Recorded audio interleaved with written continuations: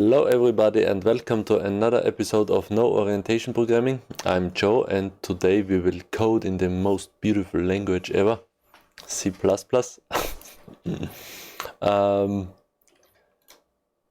Last time we have created the user interface for our simulation, and the simulation has this structure.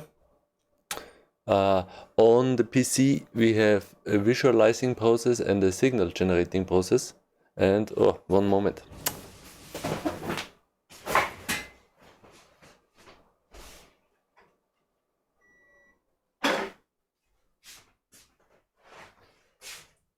So on the PC we have the signal generating process, and on the ESP32 or on the virtualized version of it on the PC, which is running all on the PC as well, we receive the samples and then we filter the samples and send the filtered samples back to the visualizing, to the simulation.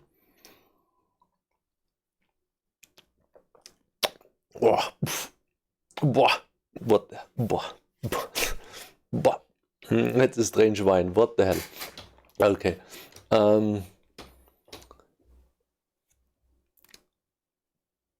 The user interface is quite cool already. We can start the user interface. We can add a lot of cool widgets, and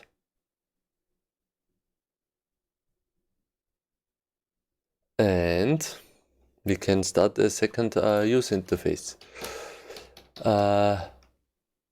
Let's give it a try.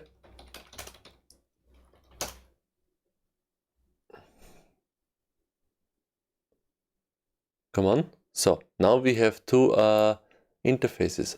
One moment. Now it's now it's too hot in here.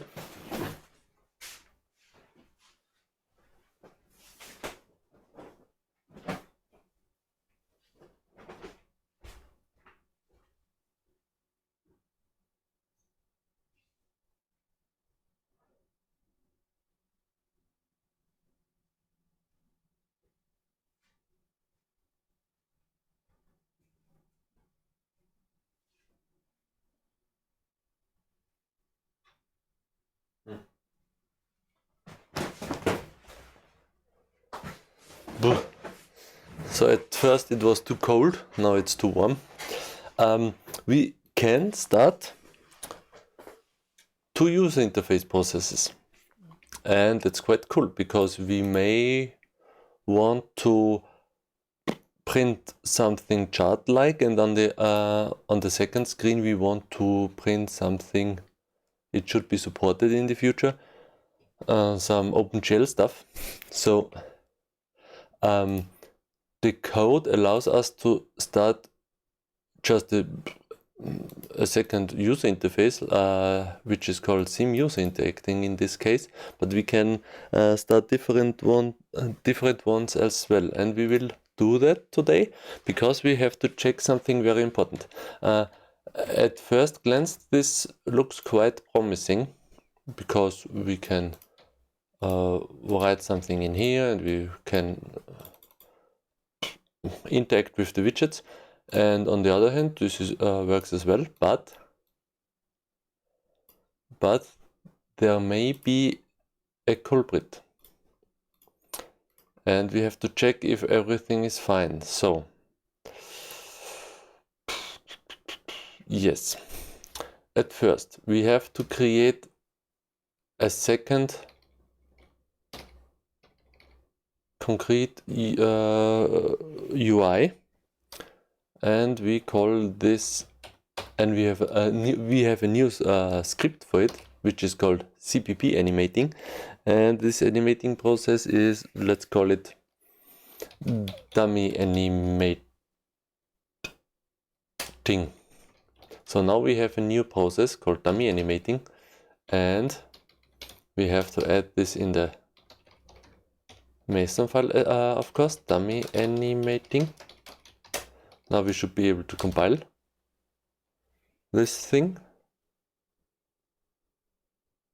Cool, fine. And now I want to start this process instead. Ooh, yeah, processing pointer p proc. We include temporarily dummy animating.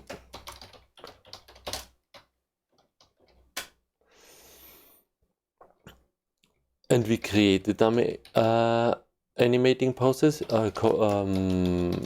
store it in the pointer p proc, gonna process, create process, and we repel the process as soon as it's finished. So start and let it run. So let's see what is happening now. Oh, no. Whoops. Oh, hello, Cake Man. Should I say Kuchman or Cake Man? Cake Man is a cool, cool nick. I think. I'm so finished today with Rust. It was so hard. It was so hard because today I did. Yesterday I checked part 7, managing growing projects, packages, crates, and modules, and common collections. And today I was reading through the traits and generics today. Yeah, me too. I did error handling, and tomorrow I will do the lifetimes. I was too finished today for the lifetimes, because the traits, yeah, it's quite challenging, but it's okay. And yeah, tomorrow fresh start with the lifetimes. I'm quite curious how hard it will be.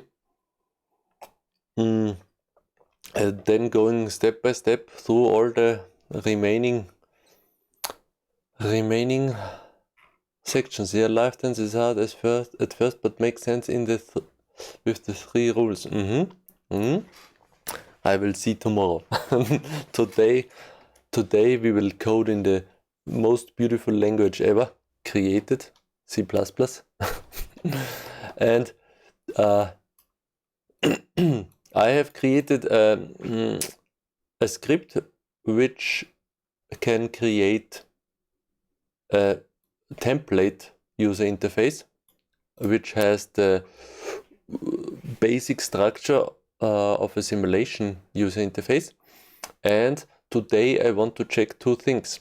That is, what if we connect, if in Qt you can connect a signal.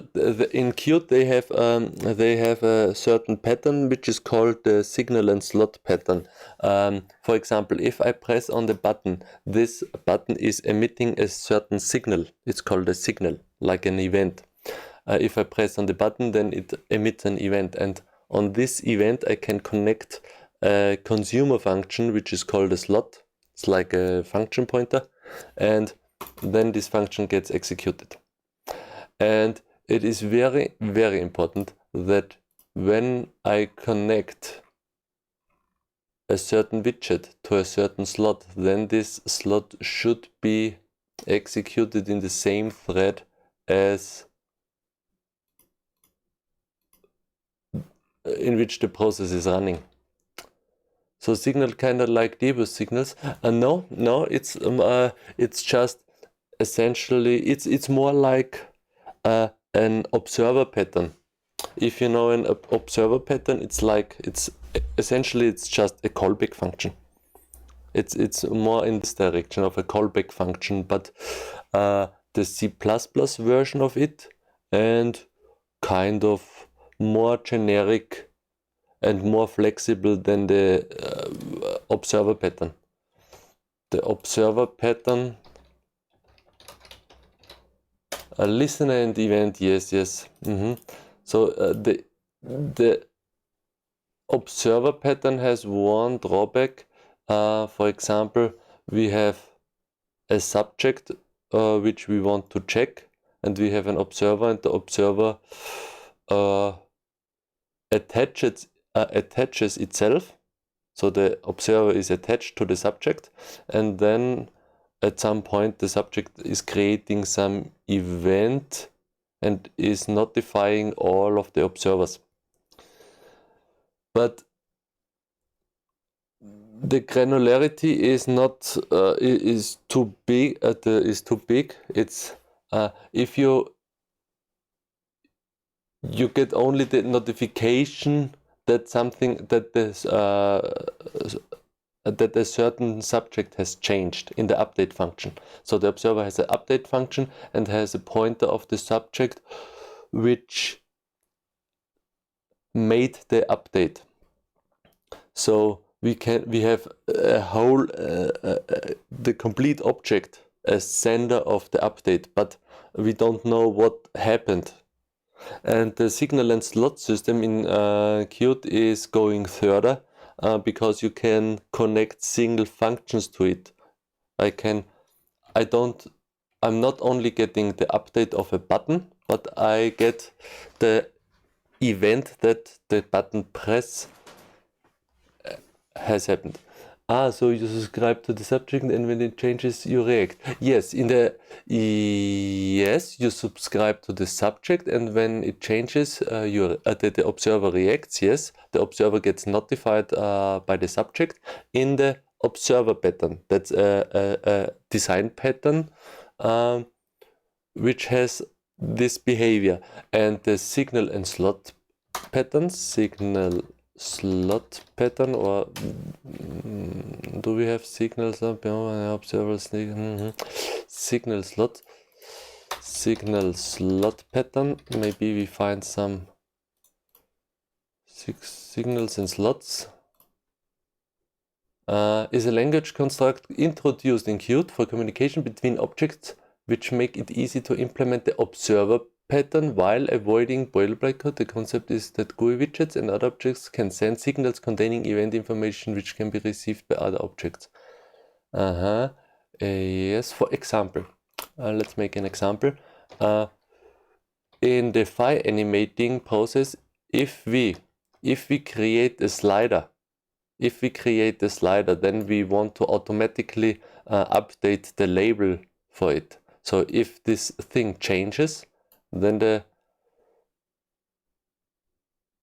label gets changed as well together. So and this can be done with the connect function in Qt. That's a function in Qt, and I can say a queue object.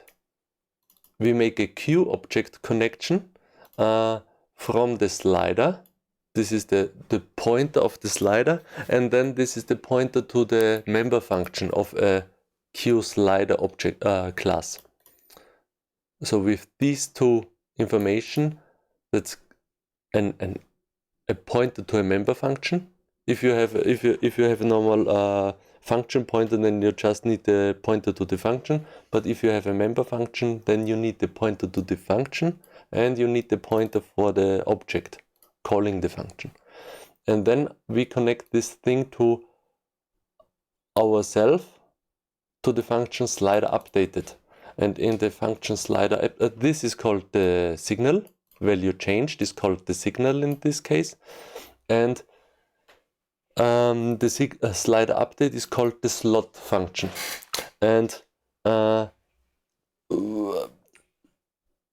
difference between the observer pattern and the signal slot pattern is that in the observer pattern we just see that this object has changed, and thanks. And the signal and slot pattern connects not only two objects with each other, but two objects, certain functions of two objects can be connected but not the whole objects. So we can say the slider has updated and we get the value, and we get the sender with the sender function as Q object, and then we get the pointer to it, and then we say, okay, this slider has this updated value, and with a map we can find out which label belongs to this slider, and then we can change the slider. So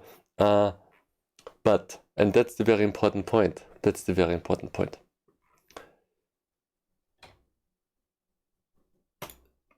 There is a certain time. So when we click on this button in Qt, we have a completely different system in use. It's an event-driven design, and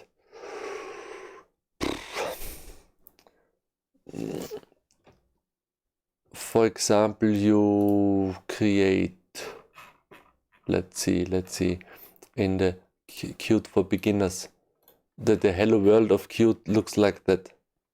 You have an application, an Qt application, you start the application, you add a push button, you say show the push button, and then app execute.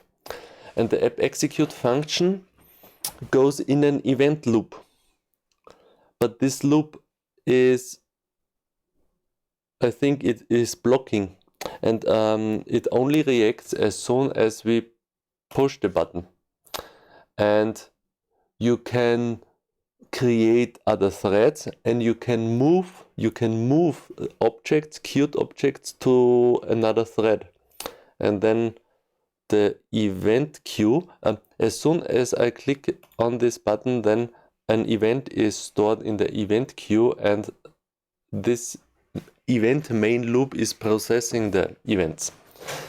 But in our case it's done differently, because we don't have an event-driven design, but an clocked design.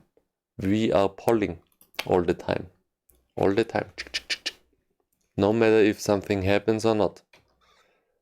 For some this may sound inefficient, but I'm convinced that this is the way how we should create our systems. But that's kind of a religious thing. So we have to be sure now. So how are the events processed? The events are processed in our process function, and in the process function the user interface will be initialized in the base class, and then in the main state we execute Q application process events. And that's not perfect. We have to exchange this. That's very important, because we can check the process tree of our system. As you can see, we now have our supervising process. We have that's the root process of our system. That's the application main process. That's one user interface, and that's the second user interface. These two user interfaces are called simulating and dummy animating. And as you can see, all processes are green. Green means all of the processes are running in the main thread. But, and that's the important thing, it is possible to start every process in a different thread. So this may be executed in another thread. Let's do it. Let's try this, for example. That's very easy. We just in the start function we just type start our process driven by new internal driver, and that's it. Now we should have a multi-threaded application.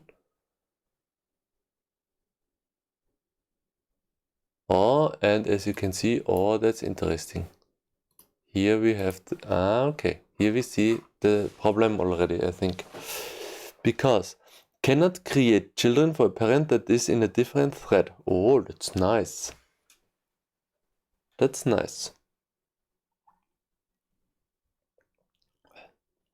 Timers can only be used with threads started with QThread. So as you can see, Q application was not created in the main thread. Oh yes, that's perfect. Global init.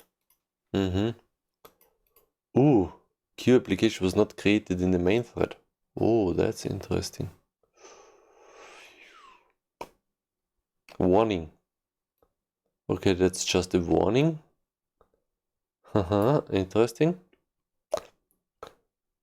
But as you can see, it's for Qt, it's not completely clear what we are doing. So this is not the best thing to do. So we have to separate these two processes, and you can see that the user interfaces were black. Okay, so now we can start to Qt UIs, but they have to be in the same thread, and we want to remove this restriction today. Parent is Q application, parent thread is Q thread, current thread is that's cool.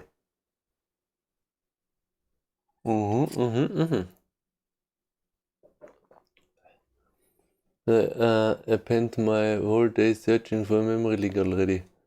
Oh yes, memory leaks are annoying. I love my system so much because these things, these processes, every process is running or living on the heap already. So every process is running living on the heap, and so every single member variable I create here is on the heap. So I don't have news in the new statement or the malloc statement in general. This user interface is quite an exception, because here we have to create more or less. Actually, we don't have to. Yes, no, we have to, because the Qt world, we have to make a distinction between the Qt world.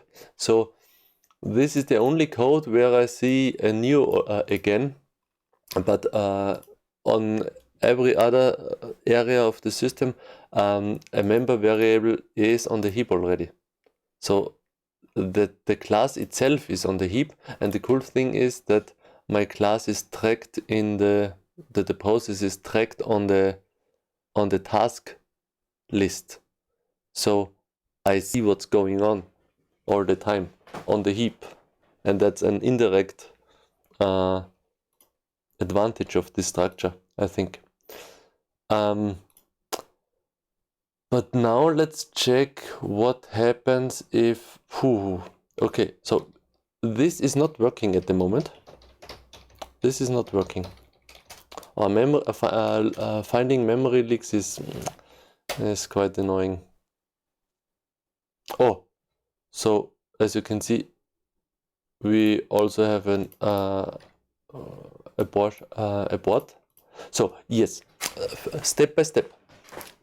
The first step is to check the structure of the object tree in Qt, and for this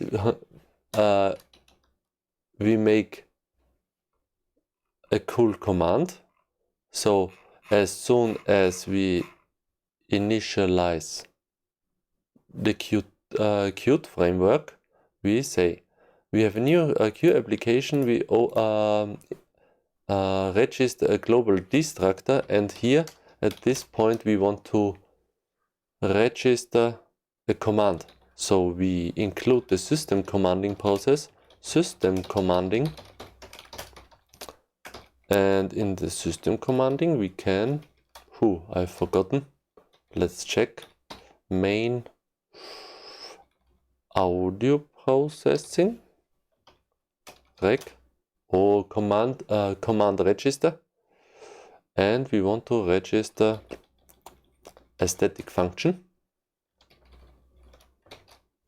So let's see, that looks fine. So we have a command, and we call this command dump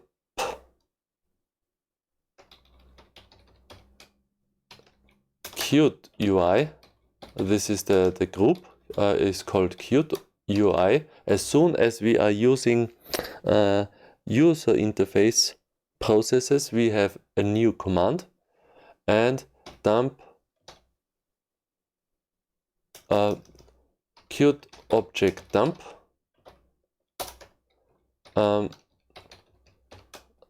dump dependency tree of Qt objects. And this function is a static function, and we call the static function static void command. Yes, command.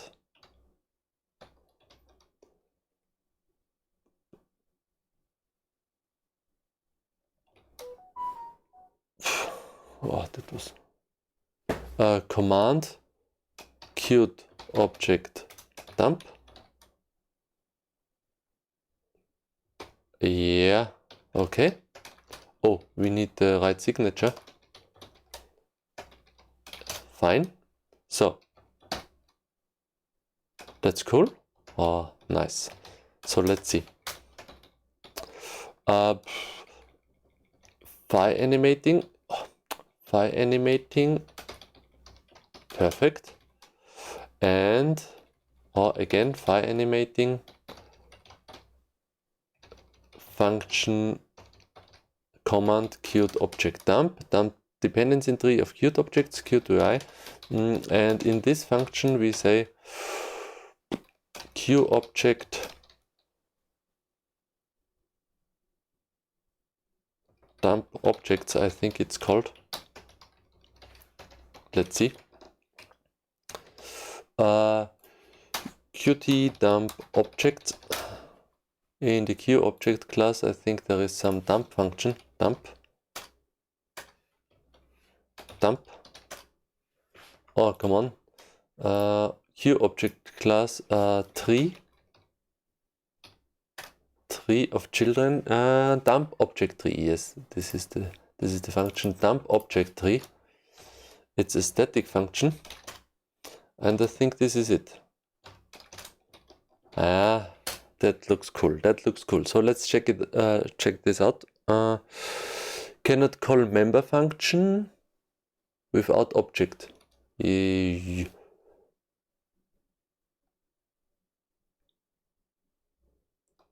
Cannot call member function. Oh, so this is a member function. Oh, this is not a static function. No problem. Interesting. Okay. So then we have a member function instead.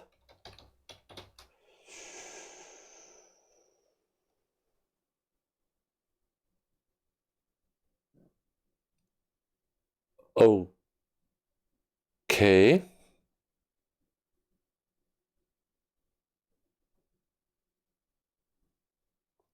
What? Why?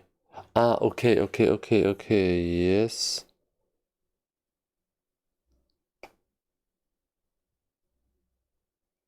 Okay, then we do a different thing.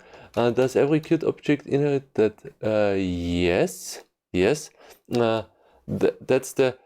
the root. That's the root of the complete Qt world. And as you can see, this file animating process is the combination of our world, the processing world, and the Qt world. So it's the meeting point for these two worlds.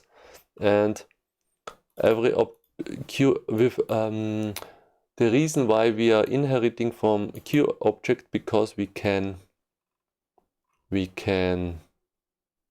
with this we can connect any UI element to our class with the signal and slot system, as we have done in the slider updated function, because now we are supporting slots, and that's cool. But we have to move this function to the concrete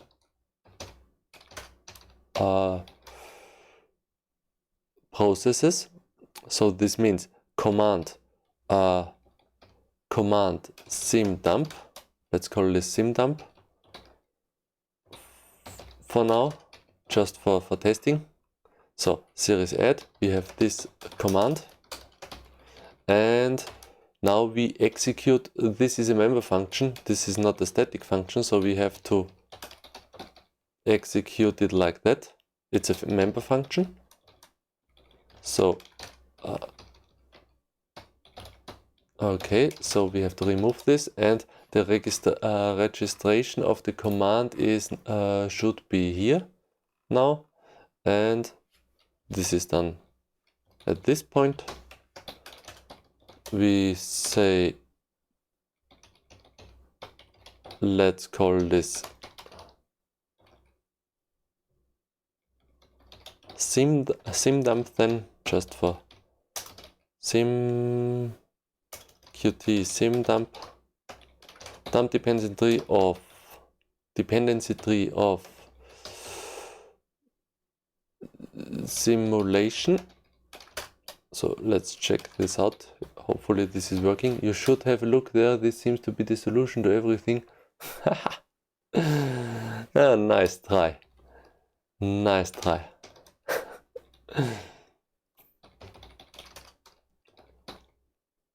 So let's check. So now we have the command registration, and could not convert from to function command, simdump to function command. How did I manage to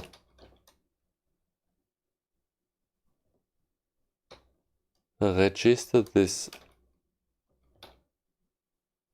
Yeah, because I have to bind the member function now. That makes sense.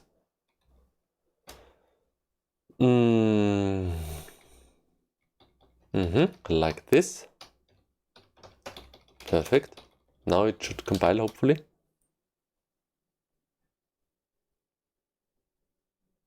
Was not declared in this scope.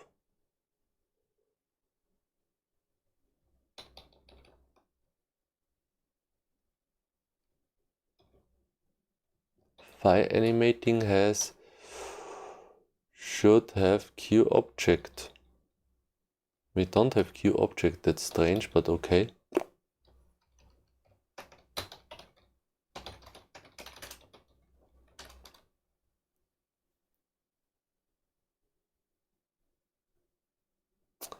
Oh no, why?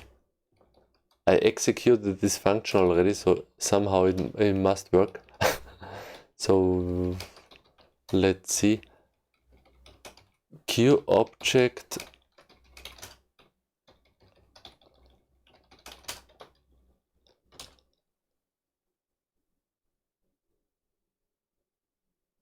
unused parameter, yes. We have to use the parameters, or we have to say the compiler no, we don't use them. Pbuffer and end. So fine. So hopefully, come on, compile. Nice. So now we should have a new command in our list. Help. Yes. Qt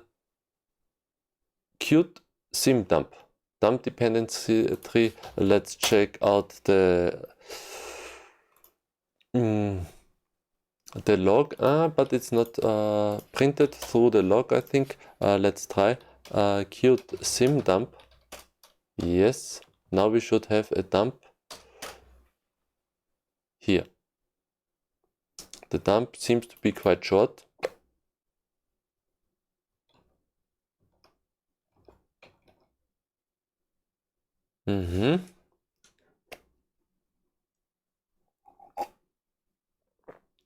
Because yes, let's try again. Let's try again by that's interesting.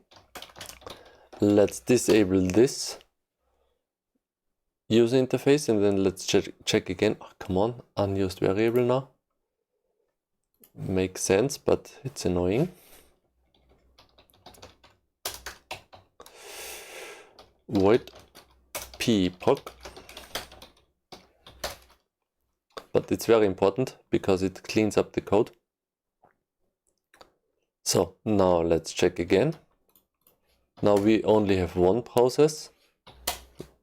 Help Qt sim dump.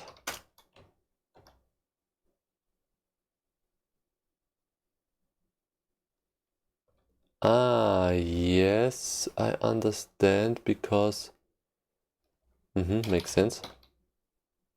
We have to execute this function on our AMP window. I think that was the reason. Yes, because yeah.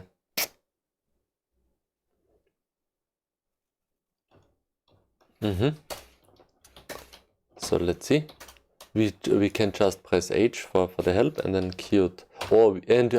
Or now we have the command. We have implemented the automatic command completion. That's so cool, because now I can just type Q and then tab. I have forgotten that. And now we have the complete tree of this interface. That's the first step. So as you can see, this tree belongs to this user interface. And the first one is the widget. That's the window itself. The window has, that's so cool. That's really cool. And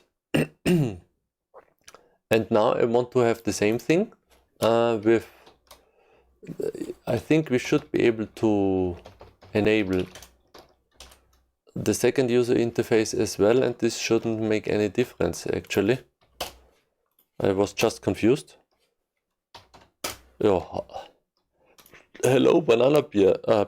As you can see, now it's working also. Oh, nice. So we have a Qt a function to dump the tree of our Qt hierarchy, and the grid layout divides the user interface in two parts, in the left part and in the right part, and the VBox layout is yes, that's this thing, and this thing has three horizontal layouts, and the first one is this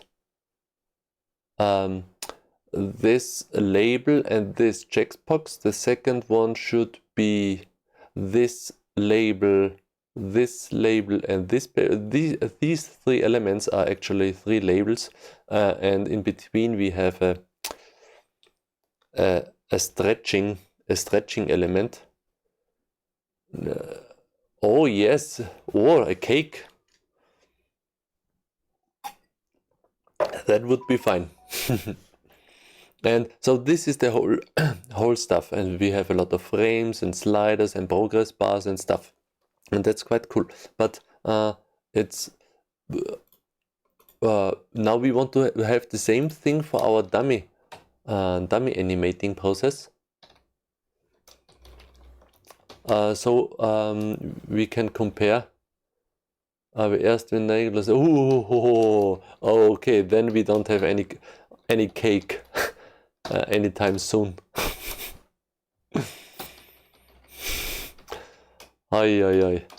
That's unfortunate. Banana Bear, I learned Rust. The last days. I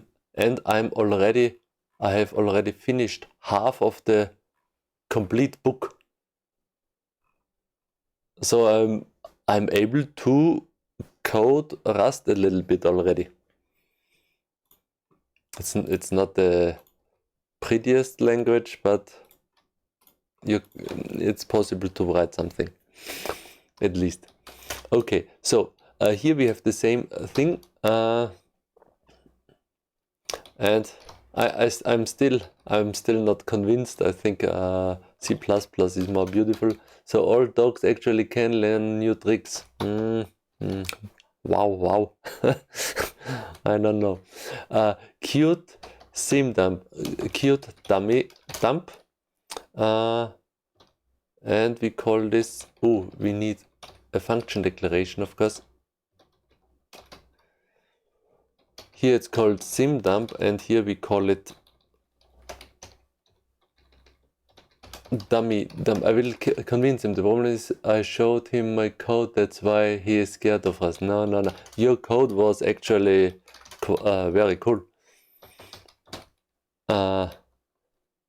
But I hate when a language has this ugly self thing.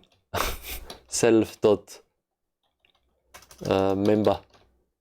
I hate this so much. This is complete no-go for me. But that's just one thing I don't like in Rust, and there are other things, but I don't talk about Rust in this stream.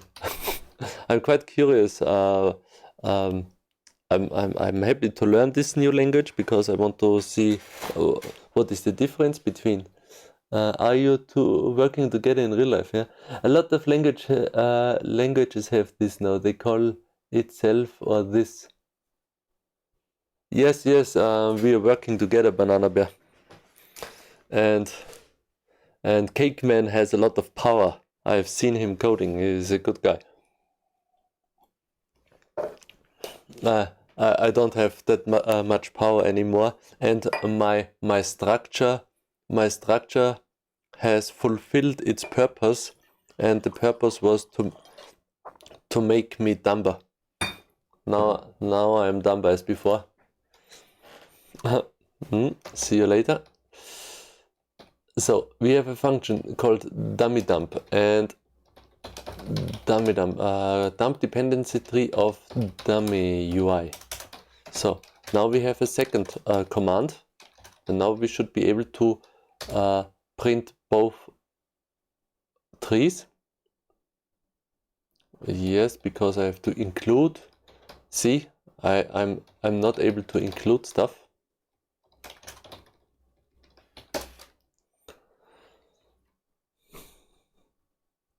So let's see the two.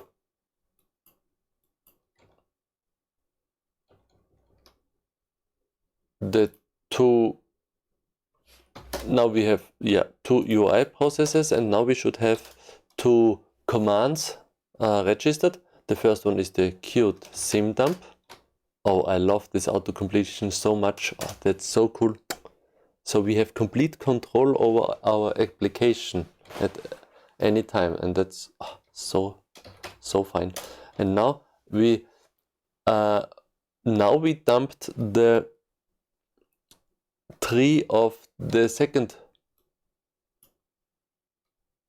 thing, and as you can see, they have a different structure.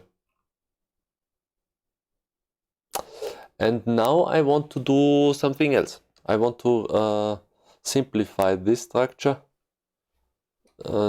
We have too many things in here. That's too complicated. We don't need this.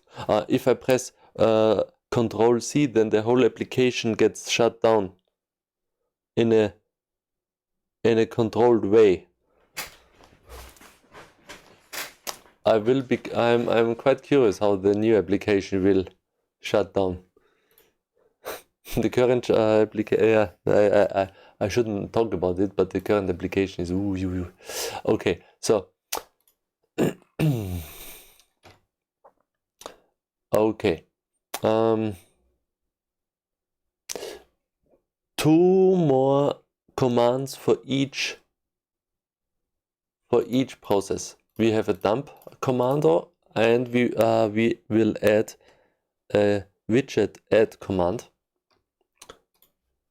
will clean up. Systemd will clean up. Yes, that's possible. So we remove. What should we remove in the new interface? We want to make it a little bit smaller. Generate signal. Yes, we don't need.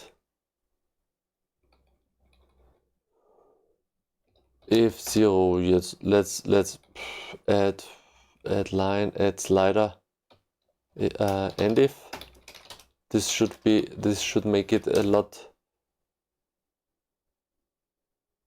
simpler. Now, as you can see, we just have a slider and a chart view. That's cool. And now we can print again the tree. Qt sim dump, Qt dummy dump. This is the dummy dump, and that's the sim dump. We make it a little bit more clear. So we say it's a member function, so we can say proc in log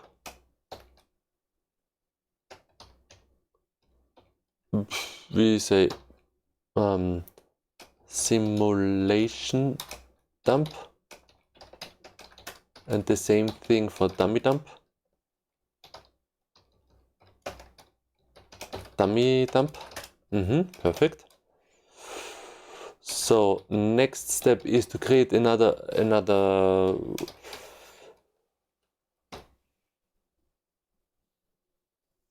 command, which is called void command sim add widget, and another command which is called widget add, and we say widget bind.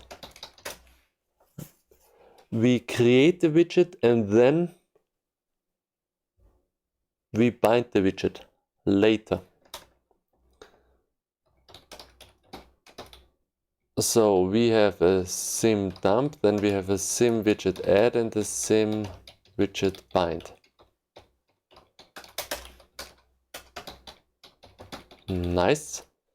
So we say, yeah. Let's remove the documentation. Who needs a documentation? Sim add, sim widget add at least. And then we have widget bind.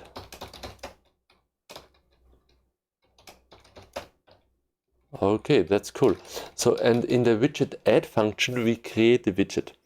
How is this done? Let's create a button. By create new, just yes, as you can see, and the opt. Widget add, we say we have q push button pointer mp button last. That's just a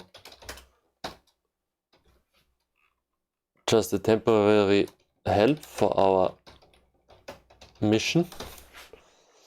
And here we say the button last is some button. And yes, we could. And that's just fun. We can in the bind function we add the last button to the options. So at this point it will be bound to our user interface, and at this point we just create the button. And we can say we have const char pointer p text is equal to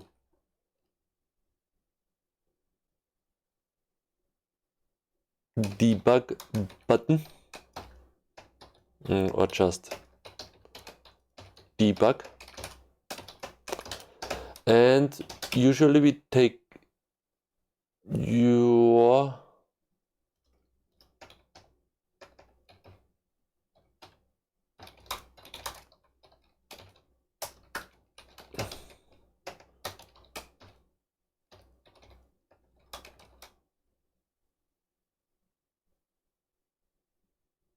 now we make it easier. If p args question mark, if p args, then this pointer is p args, otherwise it's debug. Yeah, and here we just add p text.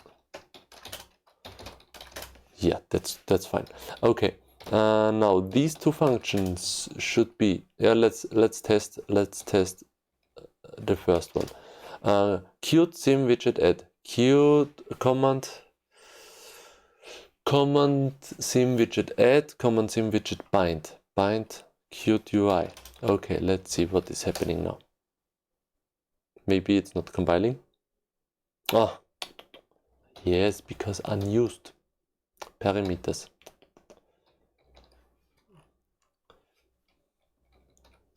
I knew something was missing. Here we have p args, actually, but nothing else.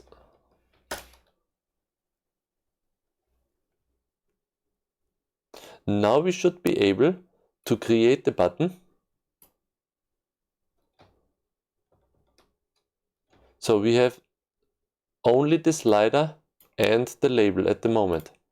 We connect to the command interface. We have registered these commands. That's cool. Qt sim widget add. We don't see this button. We don't see anything in the log because nothing is logged.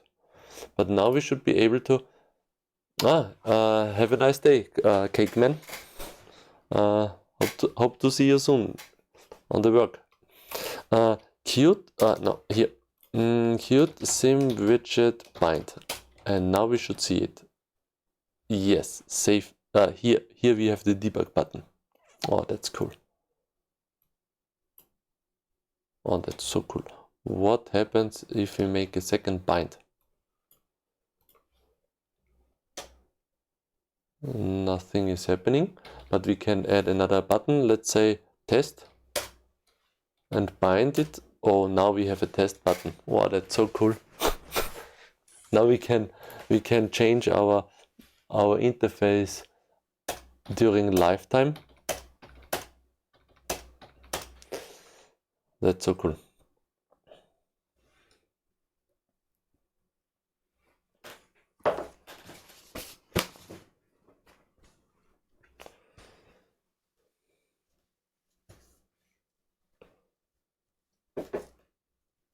So,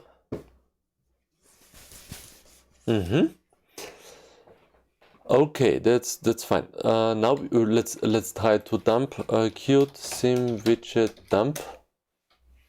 Command not found. Yes, because Qt sim dump it's called. And here we say we have we have a lot of new buttons. Okay, everything is fine at the moment.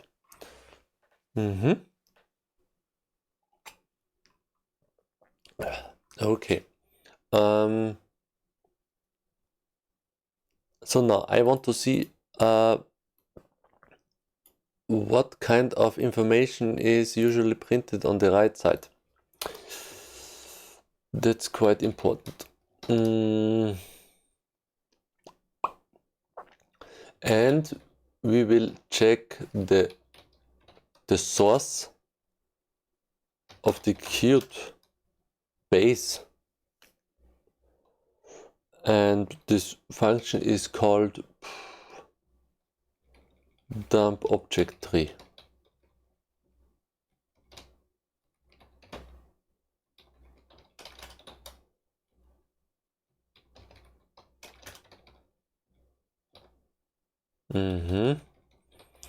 We add these two commands to the dummy as well, not sim widget but dummy widget.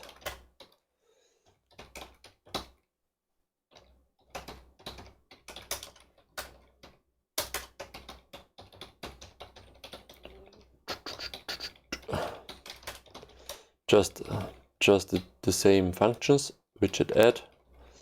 We optionally have a parameter, and on the other side we have we bind the widget to our window, and then we should have, we see that 2 trees are created.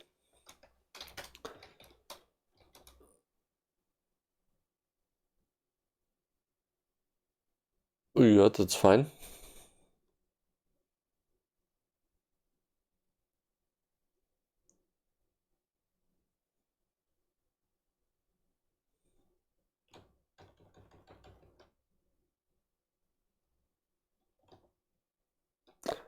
Now we have these commands. Now I have to think. Oh, we need a button last.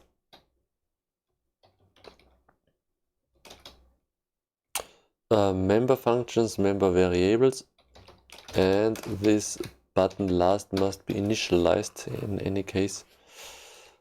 Otherwise, it's not clean. So, okay. Now in the dummy process, we can create this stuff as well. Okay, fine. And don't forget to check the pointers. Yes, of course. The function dump object tree is printing something, and we want to see what it's printing. It must be defined in corelib kernel Q object CPP. Come on, Qt base. It's in source corelib kernel Q object CPP dump recursive from this pointer. That's fine. Dump recursive. Oh, nice. The class name is the first thing.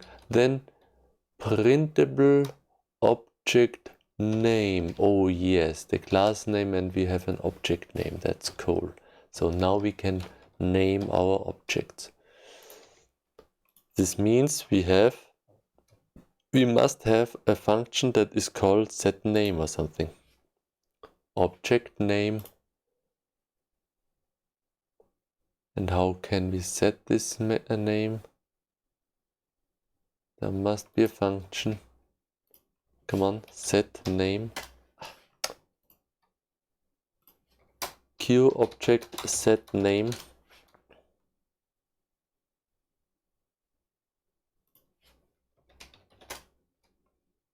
Yes. Yes, that's it. Nice.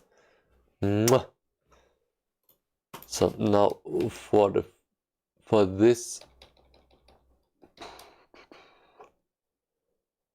we just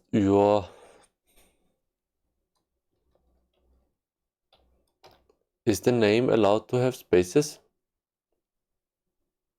Maybe. This would be fine.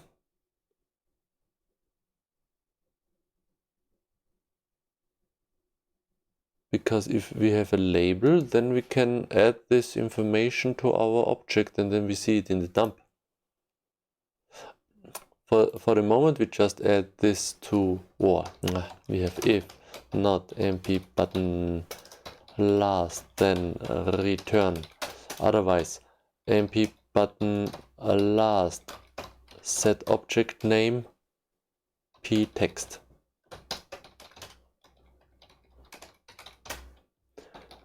Here in the simulation as well as here.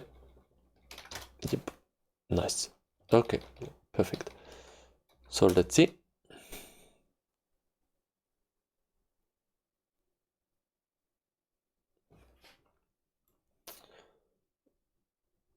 Now we create 2 buttons. I connect to the command interface. I press help. I don't have I don't have registered. I haven't registered the other commands. That's fine. We need let's call it Qt sim add. It's easier. Dump dump bind add bind dump sim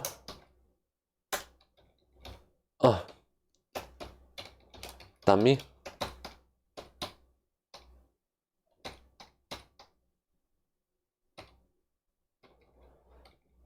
add dummy bind. Now these two processes should be equal.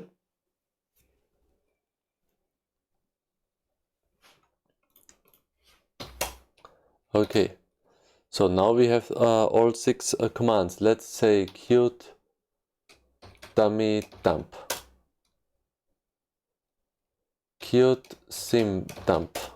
We have more here. Yes, fine. Dummy dump, simulation dump. Now we add a Qt dummy. No, let's say Qt, yes, Qt dummy add. We add a debug button and let's dump the tree again, dummy dump. We don't have any other widget in the tree at the moment, but now we connect the last button we have created, Qt dummy add, no bind. And now we say, oh, the history is so cool. Oh, the command history is so cool. Oh. Nice. And now we have a debug button. Let's create another button. I call this Qt dummy add. This button I call banana bear. And then I say bind again. And then we have a banana bear button, and then we see in the tree the banana bear button. Oh, that's so cool. Let's make a cake man button in this. We have created the banana bear button, and now we create a button at the bottom here. We create Qt simulation button at cake man, and we bind this button, and as soon now we make a Qt simulation dump. We don't see the button in the tree. We only see the widgets which are already bound, and now we say Qt simulation bind. Now we should see a button here, the cakeman button, and the cakeman button should be in the dump as soon as we dump bind. Now we see the cakeman button, and now we dump again, and now we see the cakeman button in the hierarchy, in the object hierarchy. Okay, that's cool. Because now we see that if a button is what do we want to check at this moment? We want to check if, and this check should be done. We want to support multiple windows. We have to check two things. We have to check two things. That is, different event loops can be in different threads, and we have to check if this is dangerous. Close of one window should delete, which is shouldn't delete. Should not delete, shouldn't delete widgets on the other window. So this means these two hierarchies must be separated strictly, and this should be the case now. So we can prove that in the first hierarchy, simulation dump, and in the dummy dump, we have the debug button and the banana bear button, and on the other window we have the Cakeman button. So if we delete this window, no, the application is bound on this window, and the main process checks this process. ESP simulating checks as soon as we close the user interface of the simulation, then the whole application is shut down. This process is not checked, so we can close this process and the application is still running, and then we shouldn't have any bad effects on this window.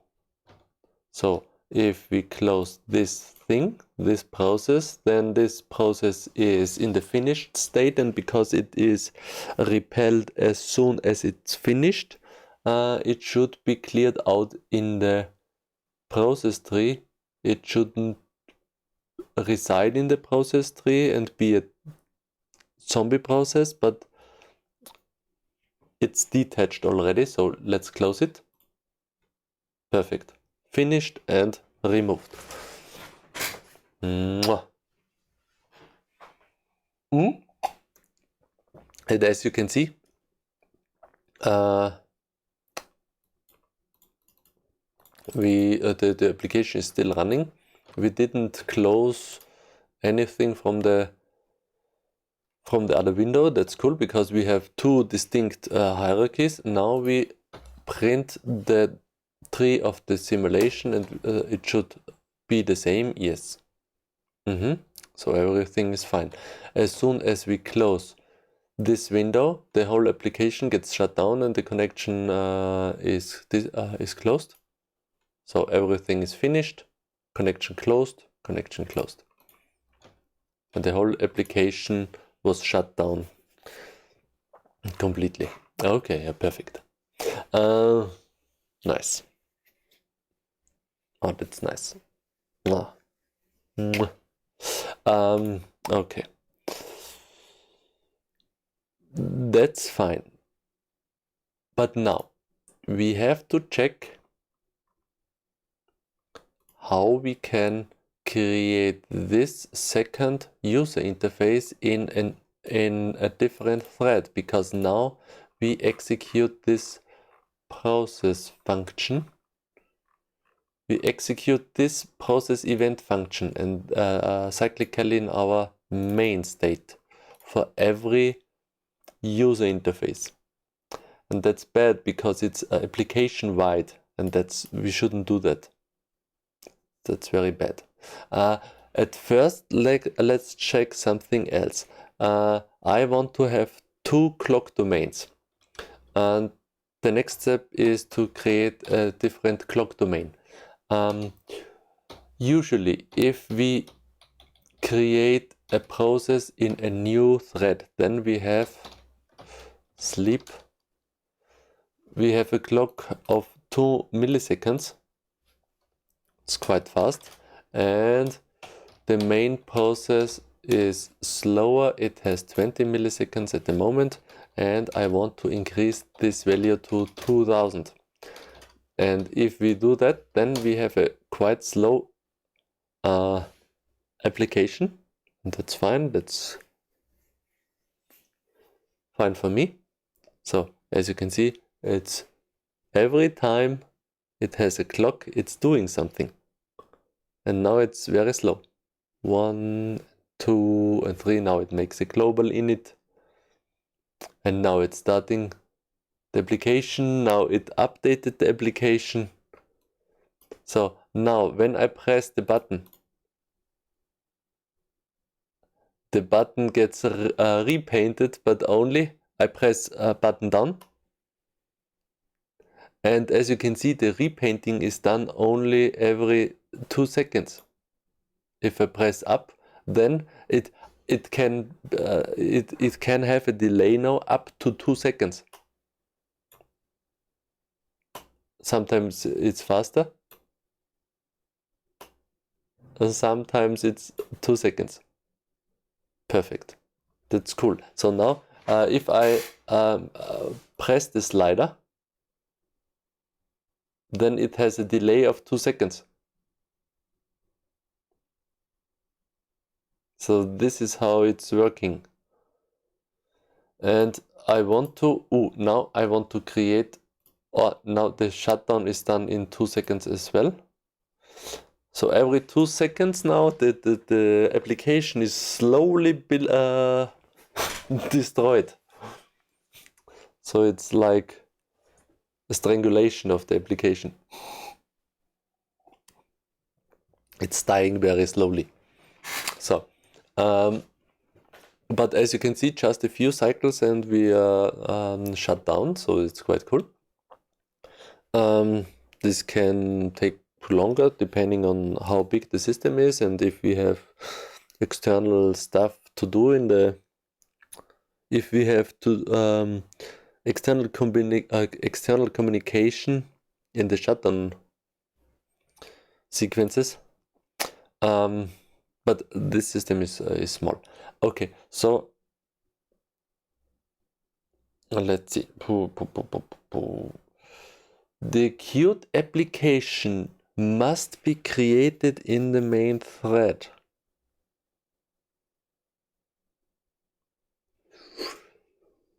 Hui.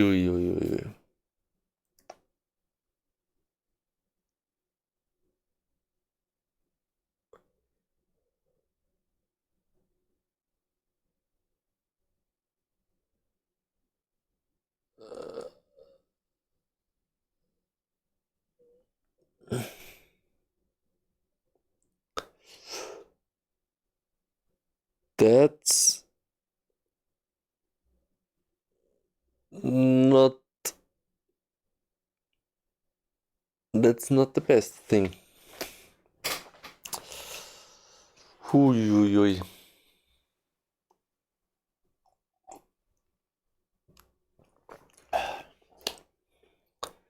Because usually we cannot guarantee that. This means we should, I want to be able to move all applications, all user interfaces in a different thread. So we have to export the initialization function for Qt. Static, there must be a global init, a Qt init. And this Qt init function must be static and must be public. So that yes, you are.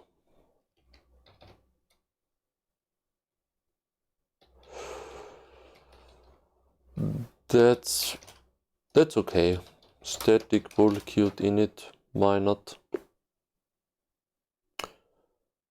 Fire animating, yeah, why not?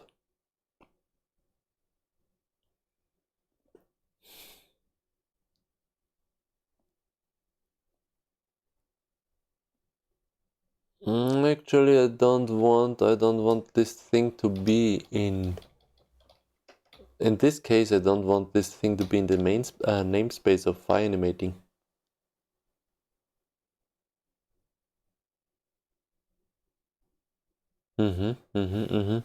Because this can Qt, then we call it Qt global init.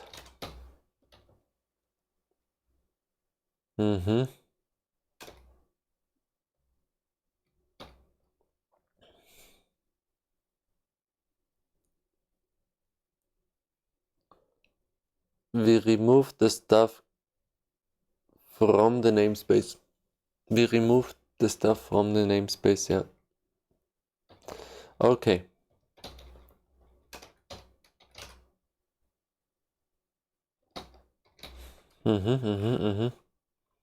So now this is different again. This means we have a global destructor, and this global destructor must be private. Yes, and we initialize this stuff somehow. Equal to null, null, false. Okay, so we just have a public function that is called global init. And this needs to be done in the ESP simulation process.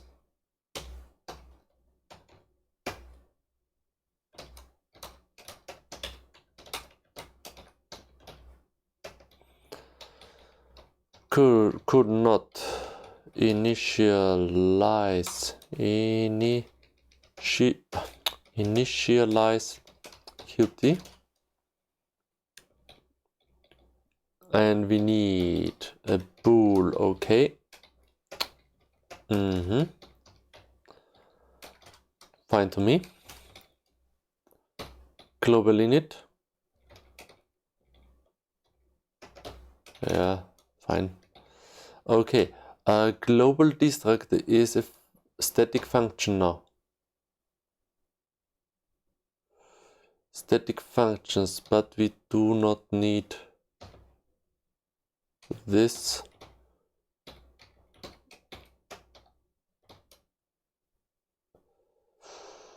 No, this is not a static function.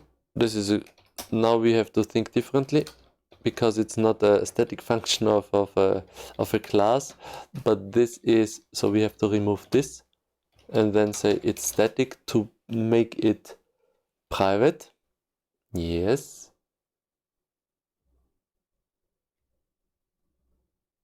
And that's the global init. Yes, so we have to, yep. Now it should be fine. Global destruct.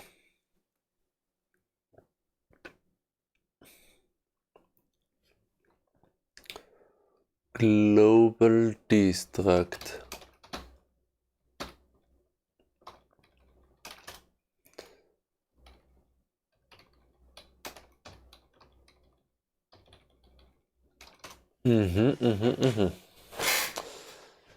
Mutex global init. We have the global init. We check if init done, then true. If something is not working, then false. Registering global init done.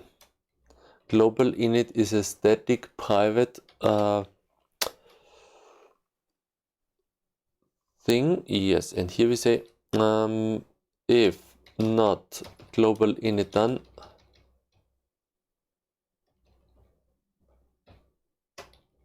was not in Qt must be initialized first with Qt global init. Qt must be initialized.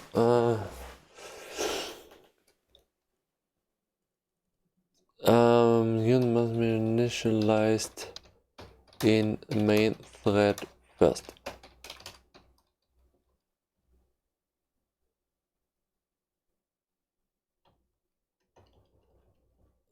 With global init. So we try to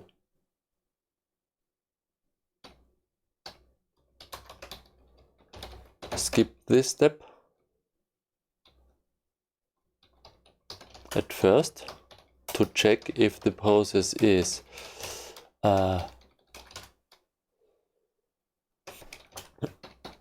it's shut down. So Qt init check, Qt init check.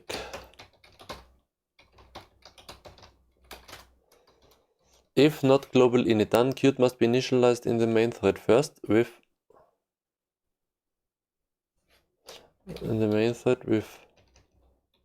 must be initialized in the main thread with first. Okay.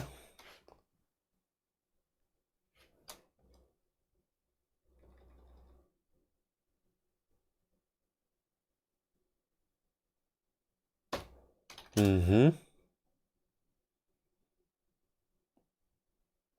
now we should have an error. The global init is public. It can see the destructor, which is private, static. This thing should be static. The pointer to the application should be static and only is only accessed in the global Qt constructor and destructor, Qt global init.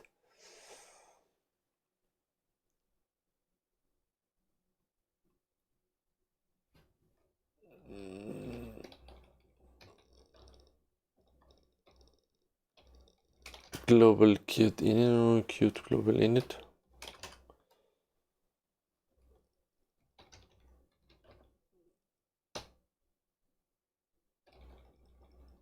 Qt global destruct. Okay. Init destruct.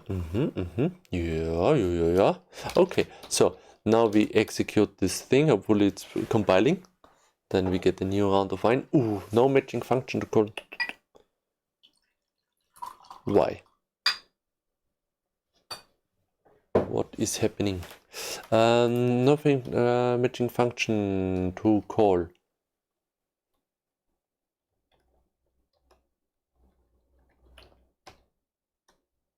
Mutex.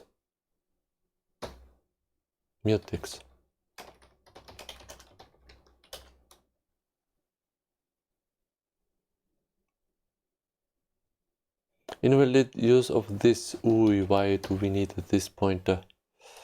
At which point do we need this pointer?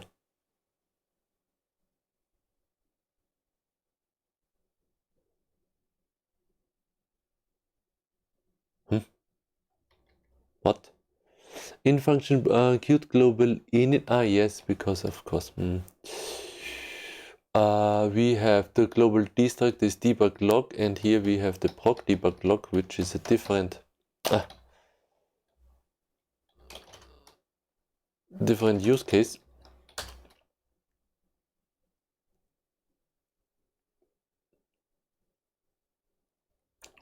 Do we have another one?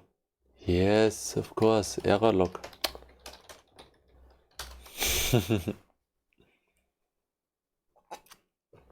So now the application shouldn't even start because it's booting up, and then the user interface, the first user interface process tries to initialize. It's shutting down again because it sees that the Qt subsystem is not initialized. The second one, the dummy animating, gets an error. Qt must be initialized first, and then the sim user interacting is also it gets the same error, but the application is looking for the simulation process, so it's shutting down again. We see that we don't have global destructors because the destructors are not registered yet. Nothing is open, so we don't have to close any connections. We don't have to execute the global destructors. So the shutdown is even faster. But now we execute the Qt global init.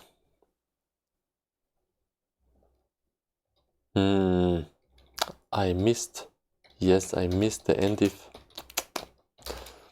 So now the application should boot up again, but now it's guaranteed that we get an error message if we don't initialize Qt correctly. And as soon as we initialize Qt, we can boot up we can start a user interface process. Yeah, that's fine. Okay.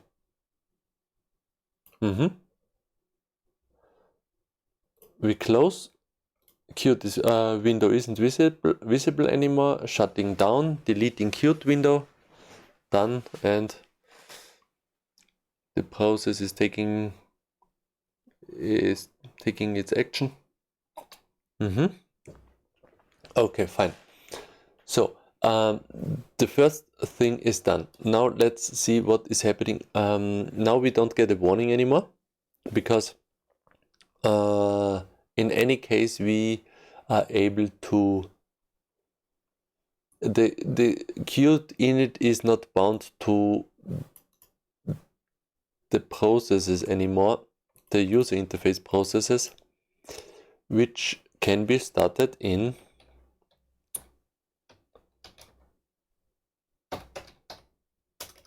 another thread.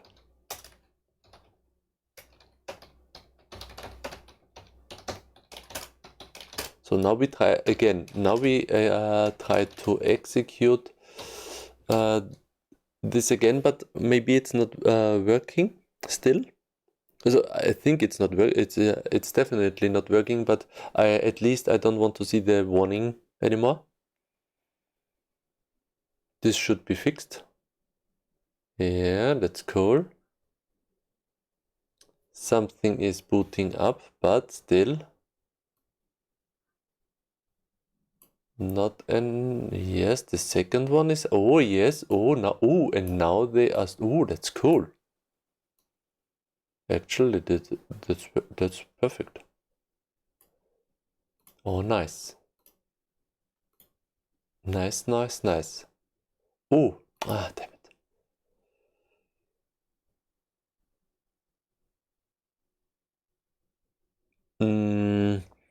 Cool. Now we have to get this the next step. Now we have to get to the next step. That is, we want to create, or we can close. Yeah, no, we cannot close this at the moment. Main, we can at least close main C. Event loop. Now we have to check the other stuff in the Qt system. We have to see at which point the event loop is triggered and checked. But for now, we just create another slider similar to the one in the real simulation process. So here, yes, so we need a slider. Slider, frequency, button, last, and this thing must be initialized, of course, like everything else. So we have a slider for the frequency. And now both UIs should be able to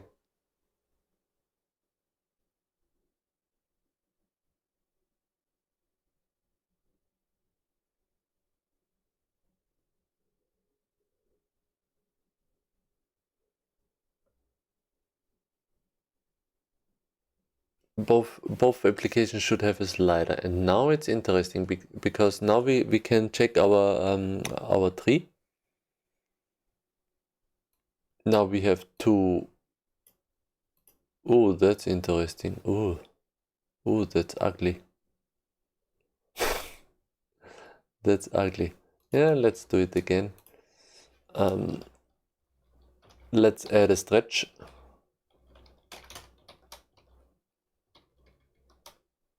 Oh, it's still shutting down.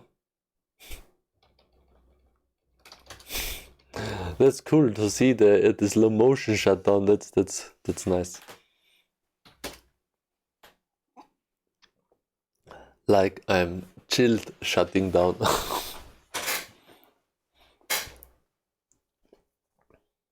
But everything has its time. And we can do it in a controlled way.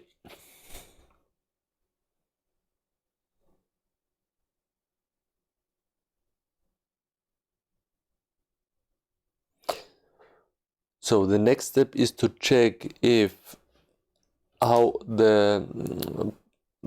our process tree looks like. the connection should be possible still, hopefully.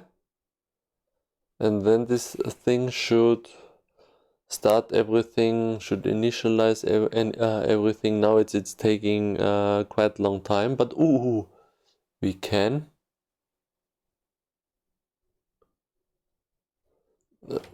I don't want to, I press C because I want to have a shutdown.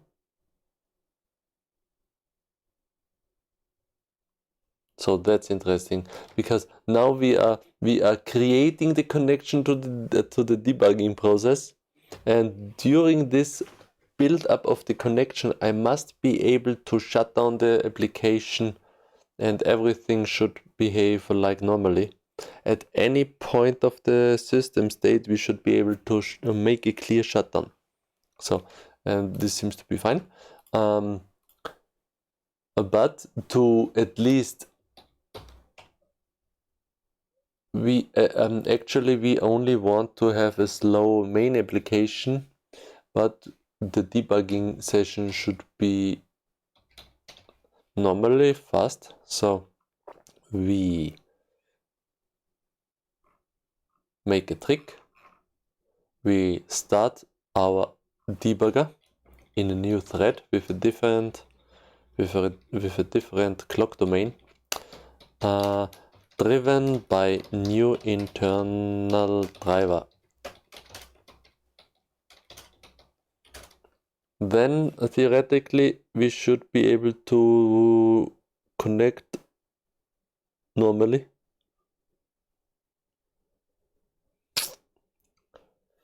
We are in the experimenting area. So as you can see, nice. As you can see, the connection was very fast. and now we see how this is slowly building up. That's so cool. So the debugging process is now running completely fast. Only the main application, everything that is green is working in the slow clock domain, and the dummy animating process, as we can see, is in a new thread, and it should be in the fast clock domain.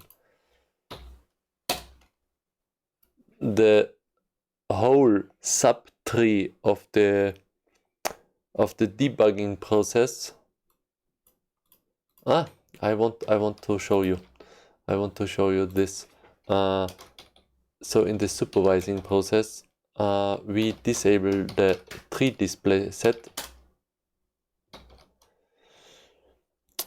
Now we should be able to see the complete debugging tree, and in the debugging tree we see that at the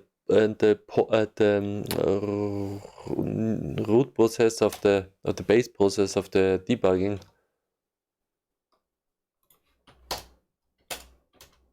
as soon as the debugger is started, we can connect immediately and very fast. As you see, the tree is slowly building up, and you see that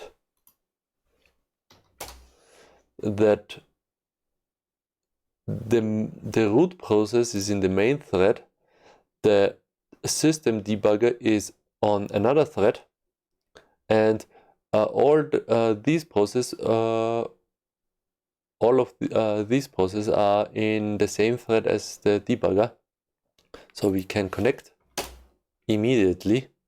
Only the green part is running in this slow clock domain. That's so cool. That's so cool. That's so nice. Complete control over the application. Complete control over the system. Nice. Okay, so now we have two user interfaces. This one is in the slow clock domain, and this one is in the fast clock domain. And the thing I want to prove is that although this thing is in the small clock domain, it should be possible to execute a slot one or the slot of the label update should be possible to be executed by this user interface, and that's forbidden. So actually, I think that this user interface, although it's running on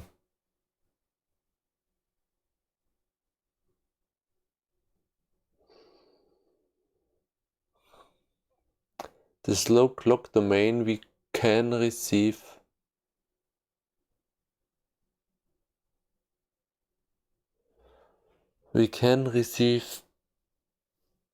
events here, but it's even harder to reproduce because yeah.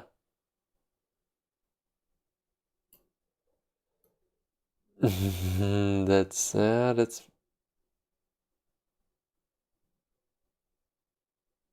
what is happening now. Interesting.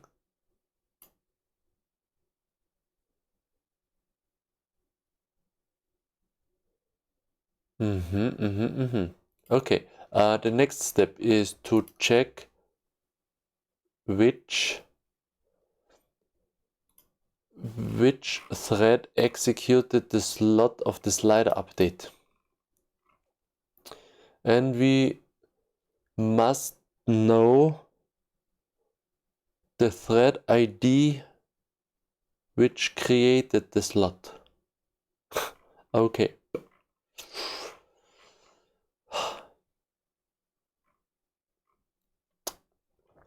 How can we get the thread ID? Thread ID C++ get. This thread get ID. Ooh, nice. Hopefully this is 11. Yes, since 11, nice. ID, get ID. What kind of ID? Yeah. Thread ID.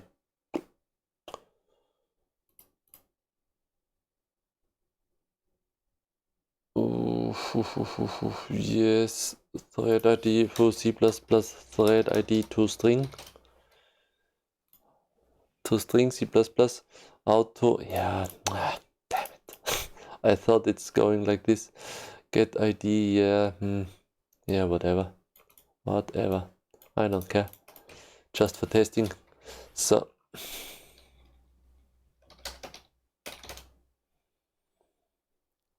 now I want to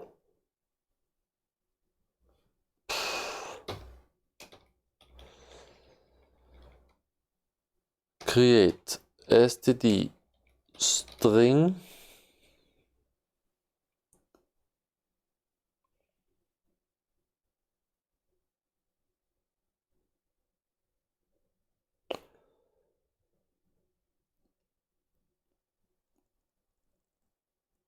two strings mid process. Hopefully we do not have in the other components such a member. Okay, fine. mid process, and we have an mid thread. And these two member variables are initialized empty at first, and then in the starting area we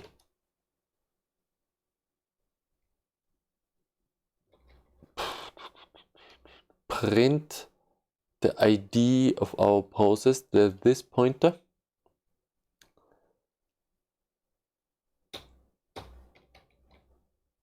core process ID, show address in ID. Oh yes, the info like this, yes, pointer, perfect. So we need a buffer, char buffer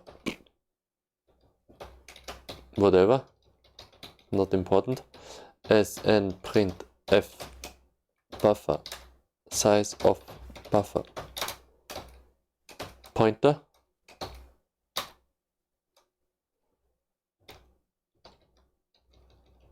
of, come on, of this. And now we initialize our process is equal to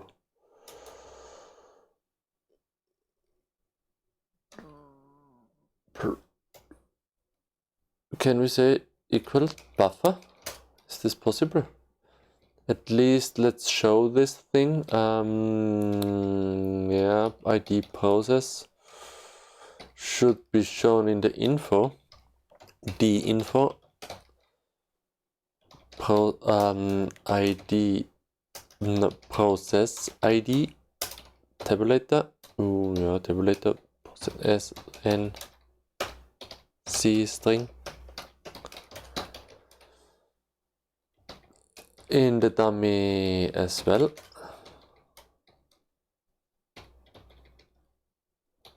Thread. Yes, now we need something similar. That is, we need a string stream, an output string stream ss, fine, and as in ss we put this thread get id, nice, and then we say the id of our thread is equal to ss.string, and likewise what, oh yes, of course, the thread ID should be, oh that's gambling, ID thread. Oh yeah, tedious work, but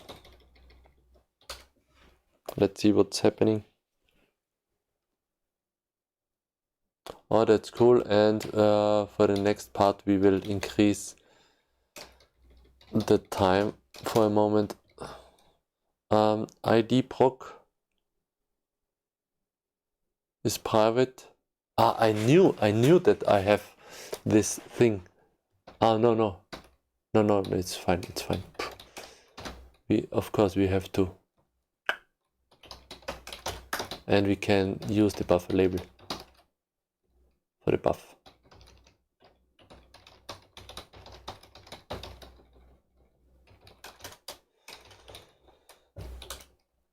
Now it should start fast. Start up fast again. Base init done will be initialized prior to something else. Makes sense. Base state base, yeah, grid window, what the hell, mp grid opt.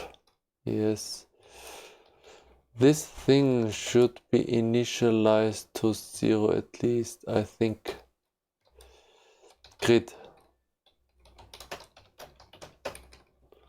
I'm not sure if this makes sense. Whatever.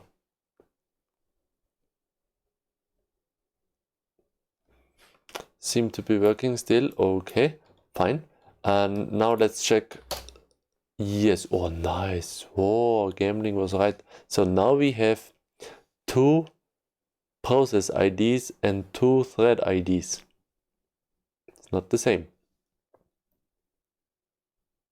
That's cool.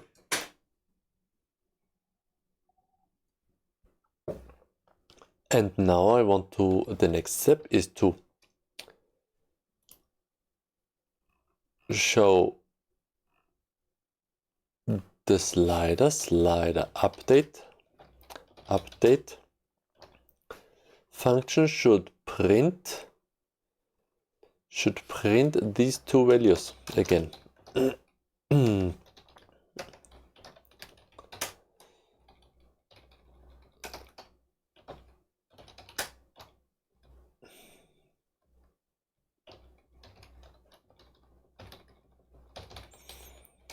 Okay, we reuse the buff label. That's maybe not the best thing we can do. Yeah, let's in this case we should use the local version.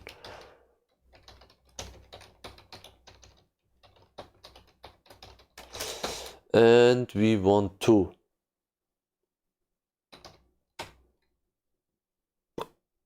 file animating slide updated is a member of process. This means proc warning log process ID is equal to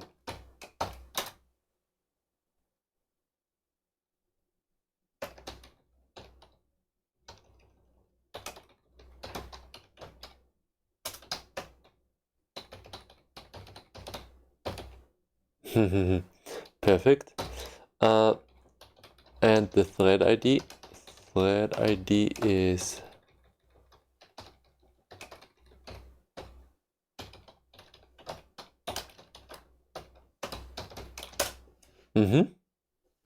this should do the trick.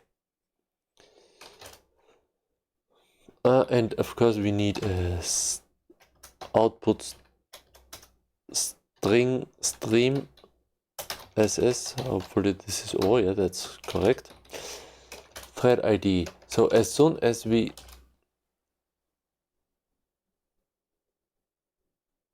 move the slider, then we should see a lot of messages. Oh yes. And we move the other one, and yes. So we have two. Yes. Oh, that's cool, because we see in the log. Oh, nice. We see in the log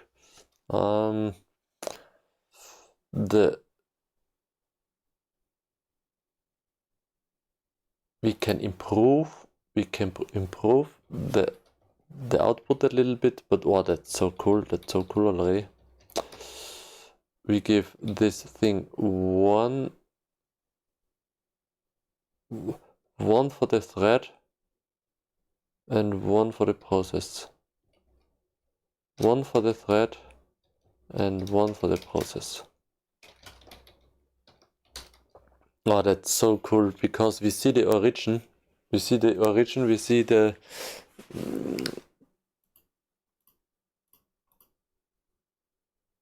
oh, queue timers cannot be. Oh, that's interesting. So we get an error message already. Basic timers cannot be started from another thread. Ah, yes, because we have a collision already. We have a collision already because of. Yes, that's it. Because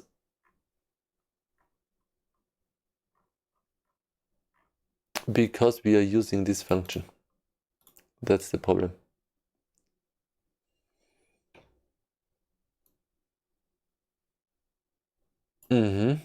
So if we, yeah. So we get a lot of errors now. Okay, that's cool. We close the stuff and everything is fine, at least for now. Process ID and thread ID. Let's make this a little bit smoother.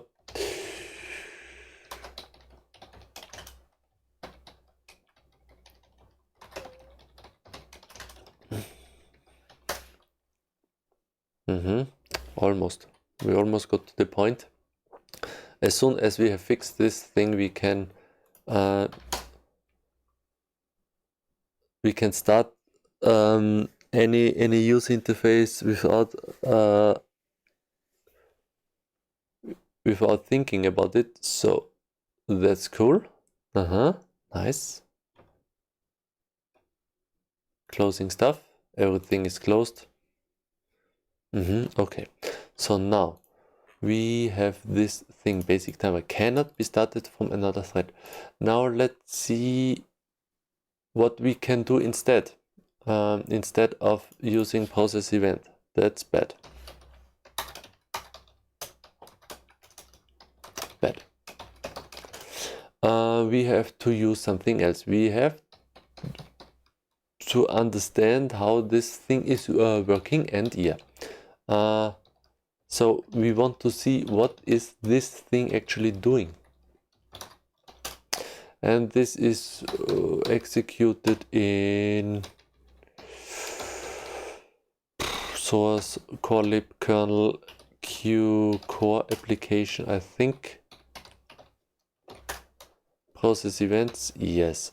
Process events is using its thread data, whatever this is. Whatever this is. What does the constructor say of a widget? The widget constructor, kernel. Some kernel, this is some kernel stuff. Cute kernel stuff, let's see. Q widget, no, not this kernel, but the UI kernel. Then widgets, kernel, Q widget, CPP. The constructor, Q widget. We should have some form of constructor, hopefully.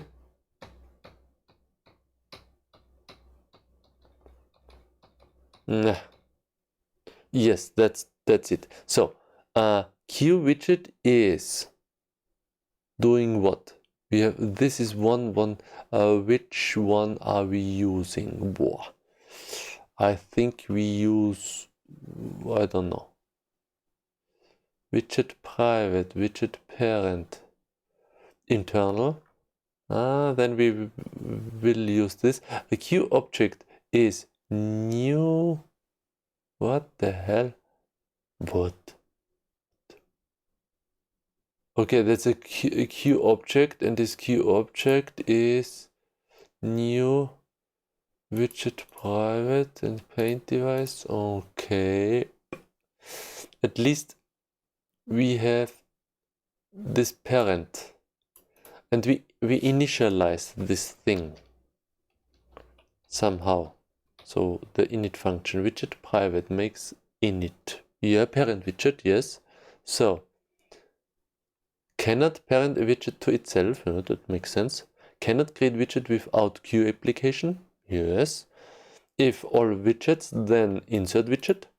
Yes, so this widget, as soon as we add a widget, and that's the reason why I divided these two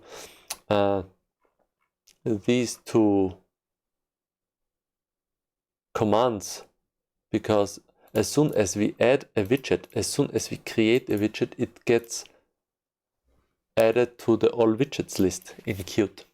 So it's already tracked, but it's not in, it forms, at first it forms a completely new tree, and then it gets moved to one of the trees. So, and this is widget must be created in the GUI thread, Q thread, app thread, Q thread is app thread. If Qt config thread, yeah, okay. So, what do we see here? Parent widget rect, yes. Give potential windows. Okay. Give potential windows a bigger pre-initial size. Create will give them a new size later. Okay. Makes sense. Desktop create set parent. If we yes. If we are on the desktop, we create a window. What do we want to check here? I forgot.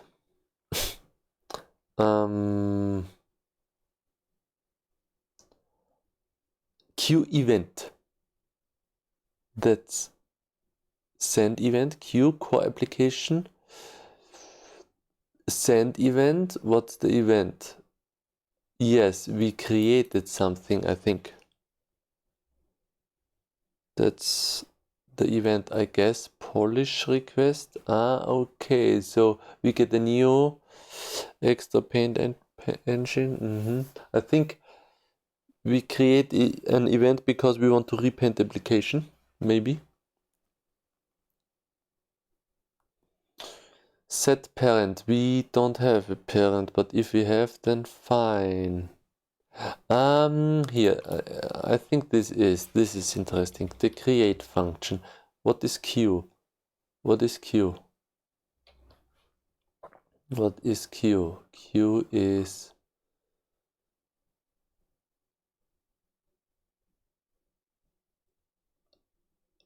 the pointer to this widget. Yes, the pointer to this widget. It's called Q. And we don't see it's. I think it's we have QQ. I think it's because of this macro. We have a Q. So that it's Qt is with macro raped C++. With macros raped C++. Okay, initialized window. We have the Q widget create. Does not have any effect. Yes, nice. Parent. If parent is equal to parent widget. Create win ID. Create win ID. Yes. What the hell is that? We have a create and then inside we have, okay, static bool. Yeah, environment. Bleh.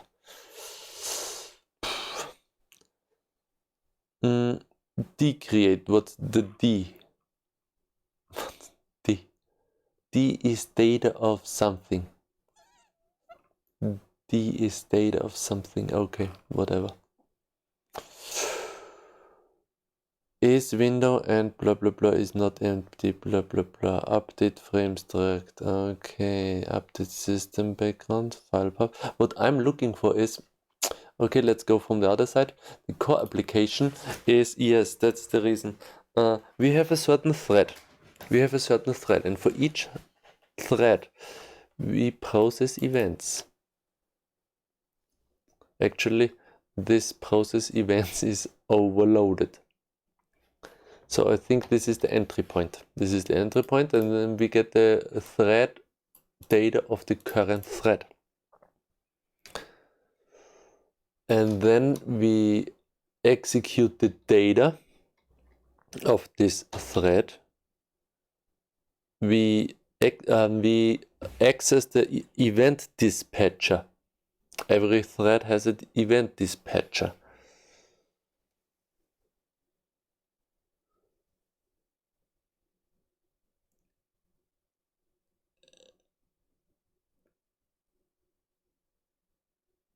So somehow we have to get to,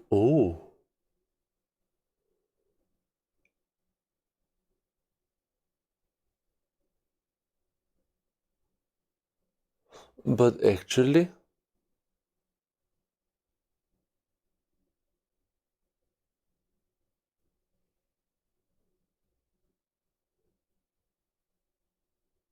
yes, because we have a queue thread data, we need to tell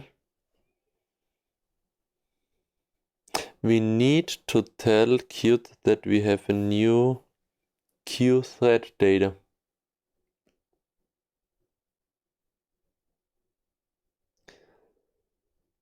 Because at the moment we only have one queue thread data, I guess. What the queue thread data? Yeah, that's a static function. Yeah. We have to understand how we have to divide these two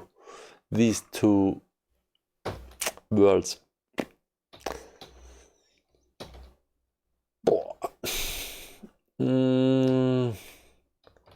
Q thread data is Q thread storage, Q thread win, Q thread post 6, I guess, Unix, collib thread, no, data, no. Q thread storage, Unix, Q thread data is defined. Yeah, that's current. Okay, that's the current function. That's interesting. So create if necessary.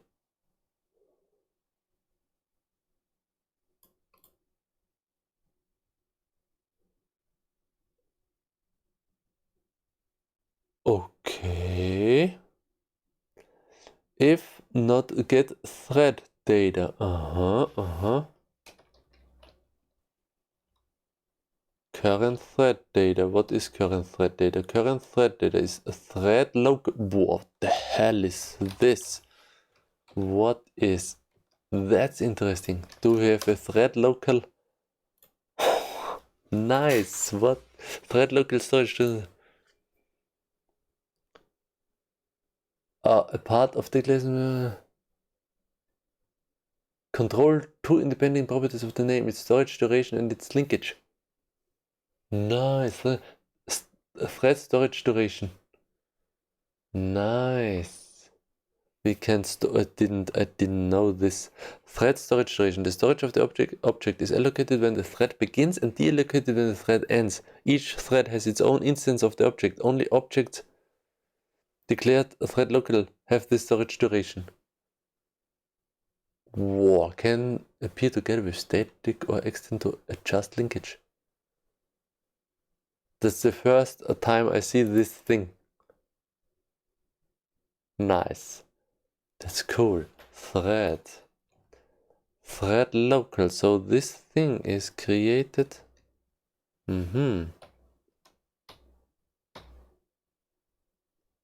Get thread data. It may be a null pointer. It may be a null point. Ooh, set thread data. Okay, let's think. If not data and create if necessary. If not data, then we may get a 0 pointer for current.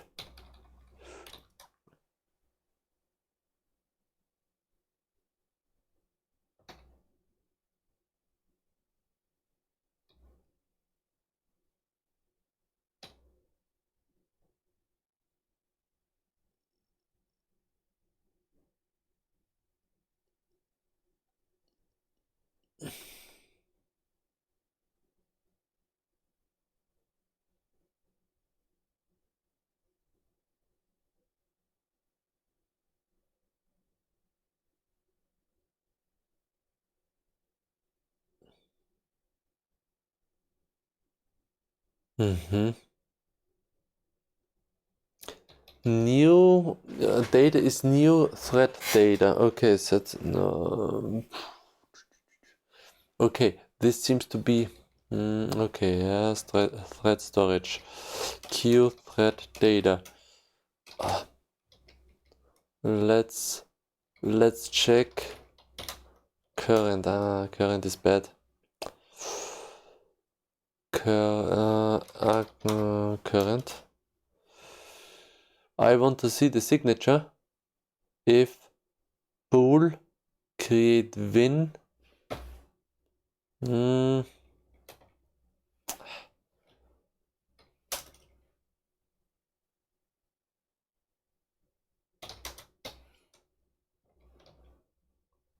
Bool. Yes, that's better. Yes, create if a p thread p.h is static autotest export 3 current bool. Create if necessary is true in default. So if This means that this function execution is creating the data pointer if necessary. If we don't have a thread if we have no thread data yet, this means but if we have a thread data, then we will at which point does this thing get cleaned up? Set thread data. Clear thread data, set thread data null pointer. What? Set thread data. pthread once, pthread set specific.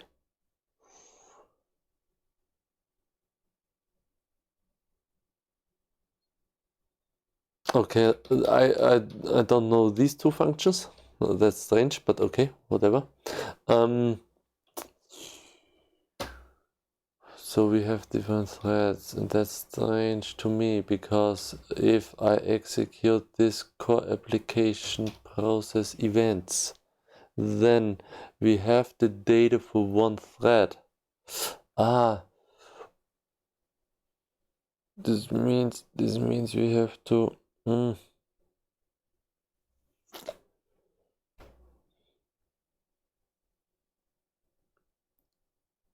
we also have to move. We have to move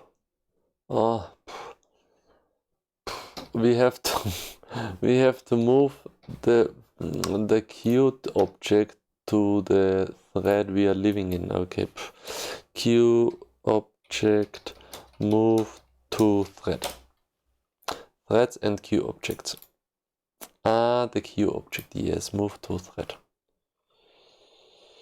So we have a main thread, Qt application execution, yeah, nice. And here we have the Qt thread execution. Can we say Qt thread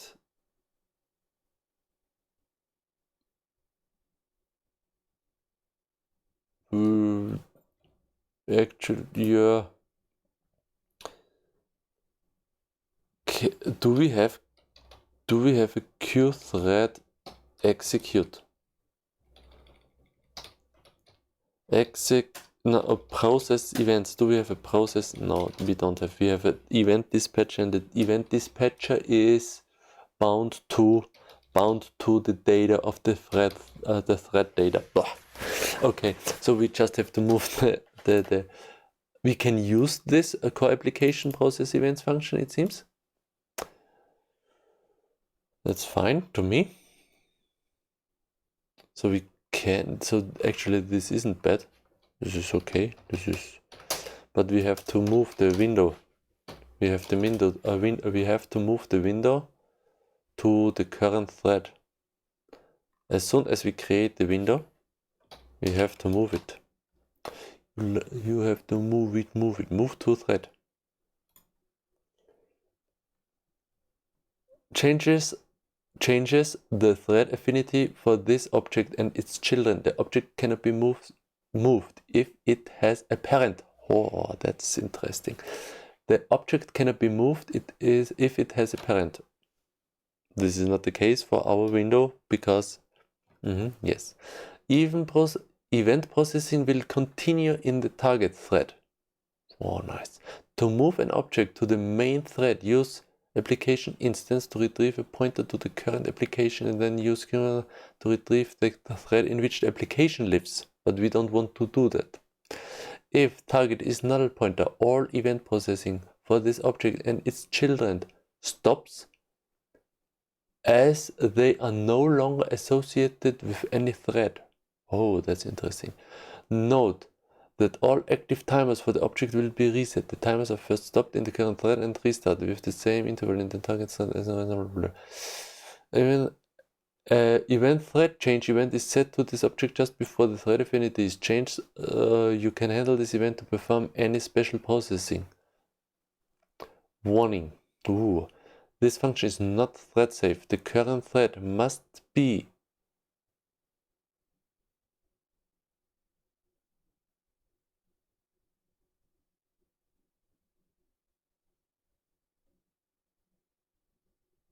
That's important. Oh, that's important.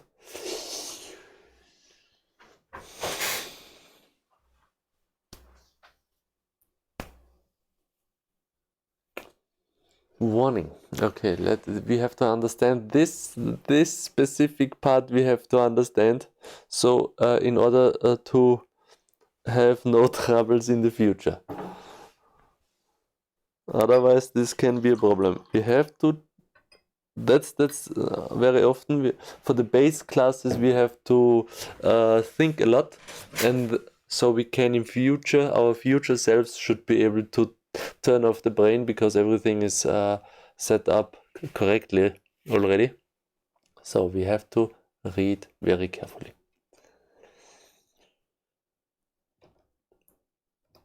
If we are in the process function, if we are in the process, as soon as we are in the process function, we are executing in a new thread. So this means this window has been created already in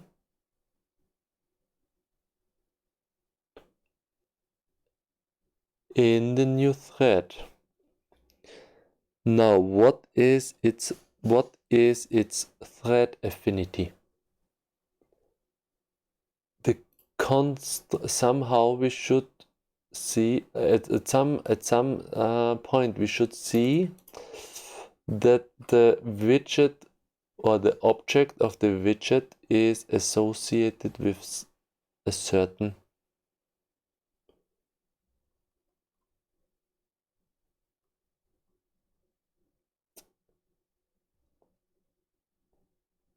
top data to a certain thread. D create, what's D? Data of what? We have to be careful now. Okay. So let's read this sentence again. If target all event processes no longer associated with note that all active timers are constantly. As a result, constantly moving an object between threads can postpone timer events indefinitely. That's okay. Timer events are affected. Okay, fine. But we only want to switch one time. A event is created. Okay. Note that any new events that are posted to this object will be handled in a target thread. Note that any new events that are posted to this object will be handled in the target thread, provided it is not null pointer. When it's null pointer, no event processing for this object or its children can happen, as they are no longer associated with any thread. Fine. So we can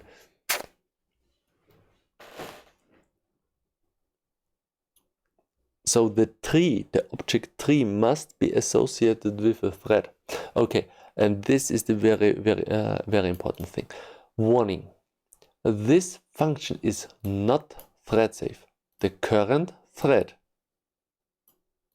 the thread we are executing this function here, must be the same as the current thread affinity. In other words, this function can only push an object from the current thread and its current thread affinity to another thread. It cannot pull an object. So as an external thread, we cannot pull the thread affinity. That's important.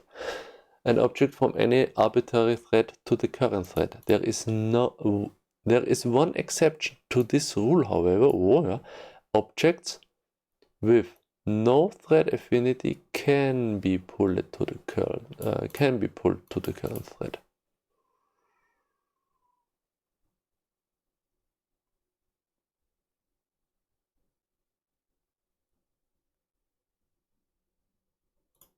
So I want to see which thread affinity has a newly created object.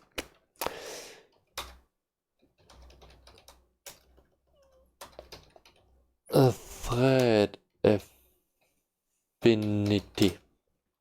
What is the meaning of thread? How can I set affinity? If the receiver has a thread get moved to thread, well, you can show thread affinity by calling blah blah blah. If the receive object has an affinity for thread B, then the slot function runs in thread B. If the receiver lives in thread,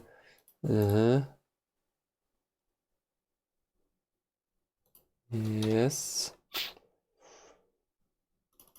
Get Q object get thread affinity. By default, a Q lives in the thread in which it is created. An object's thread affinity can be acquired using thread and changed using. Okay. Also the thread. The pointer returns the thread in which the object lives. Okay. I closed the object, of course. Yeah. Damn it.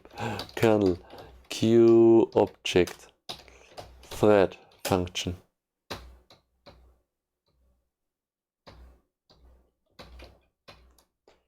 There must be a function called thread somehow, somewhere, I think. Come on.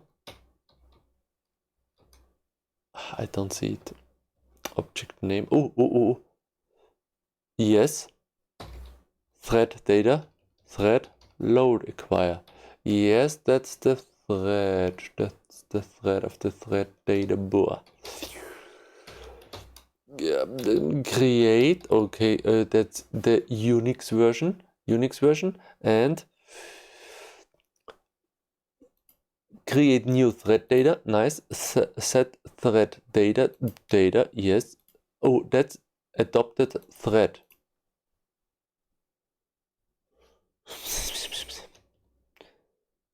I think we get the same ID. I think this is then the thread. Adopted thread. Where can we check an adopted thread?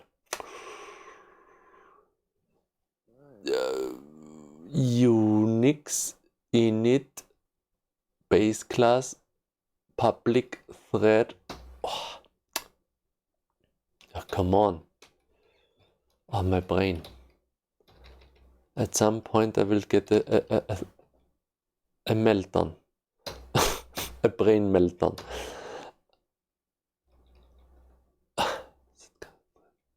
Oh, it said current thread name. That's cool. That's cool. Nice. I have this function already in the processes. But still cool. Okay. So we should be able to get the thread affinity.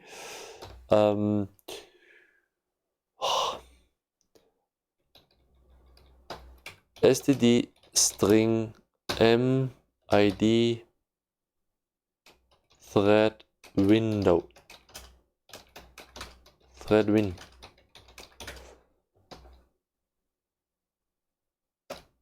is equal to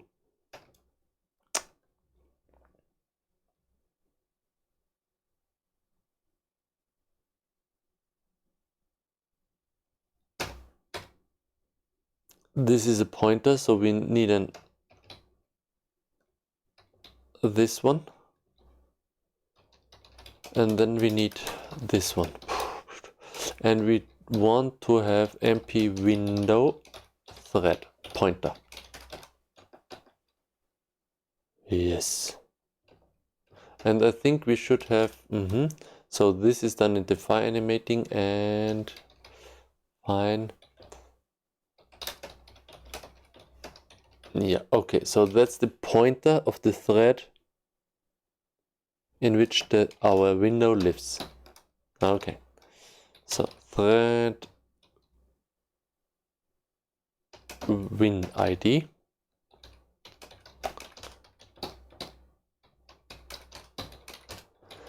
And it should be the same as the our thread ID. So let's see what is happening now. Thread ID. It's not the same as our as this thread ID. Yes, that's okay, but at least it has a different thread ID, and that's quite okay. So let's see maybe what is happening here.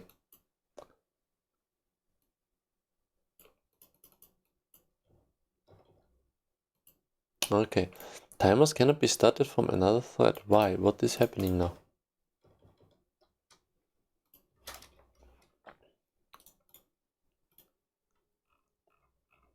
Hopefully we get a useful answer. The problem is that you create the timer implemented by the main thread. Then you create your thread object. This is because your timer is a member of your thread class. When you try to start the timer, you do it in a different thread and not in the thread where the timer was created, which gives you the warning. You need to create the timer in the thread where you want to run it. Change the declaration of the and create the timer in run with.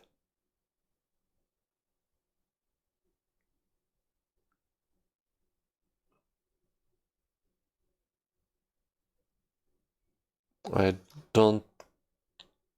I create the timer, but I don't know at which point. Basic timer start.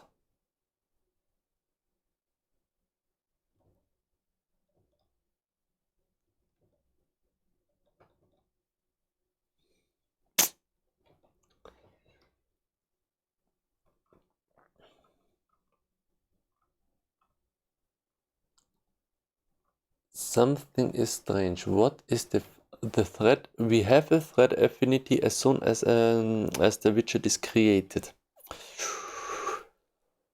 Okay, another thread.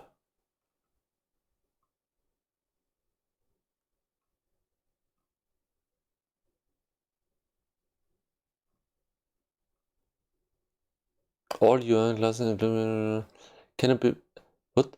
All UI classes included widgets cannot be moved to another. They must stay in the GUI thread, which is the thread that created key application.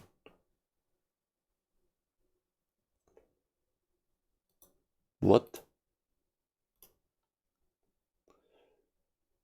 As mentioned, each program has one thread when it is started. This thread is called the main thread, also known as the GUI thread in Qt applications. The Qt GUI must run in this thread. All widgets and several related classes, for example Pixel, don't work in secondary threads. A secondary thread is commonly referred as a worker thread because it is used to offload processing work from the main thread.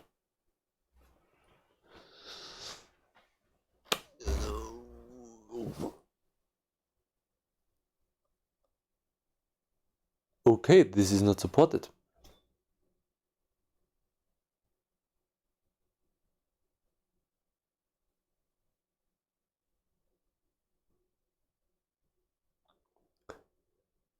The Qt GUI graphical user interface must run in this thread. All widgets and several related classes, for example Pixel, don't work in secondary threads.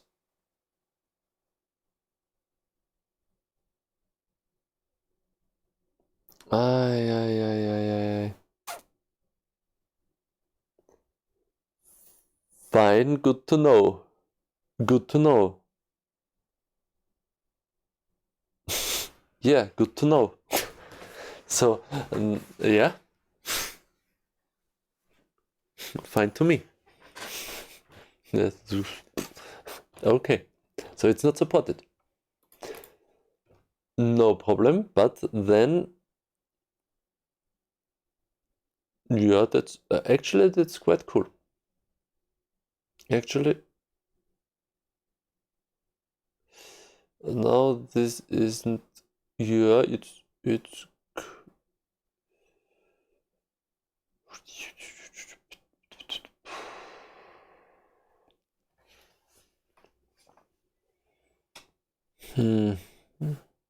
Oh, that's no, actually that's bad.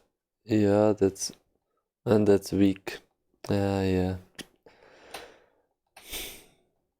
Come on, this is not supported by Qt, what the hell? Okay, this has certain consequences. The Qt GUI must be...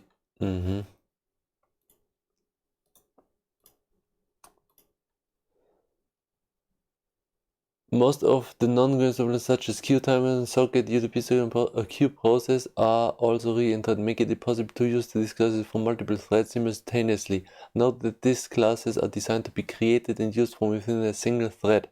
Creating an object in one thread and call it its functions from another thread is not guaranteed to work. There are three constraints to be aware of. Must always be created in the thread where the parent was created. This implies, among other things, that you should never pass the QThread object this as the parent of an object created in the thread. Yeah. May also be used in a single thread, specifically the... Also, Q object is in the GUI classes, notably Q widget, and all its subclasses are not re-entrant. They can only be used from the main thread. As noted earlier, must also be called from that thread. Okay, yeah, that's cool. That's perfect. Thanks, Qt forum. That's very cool. Okay, so that's fine for me. That's cool. So close one of Windows shouldn't delete which different event loops, thread safety. Yes, we can guarantee by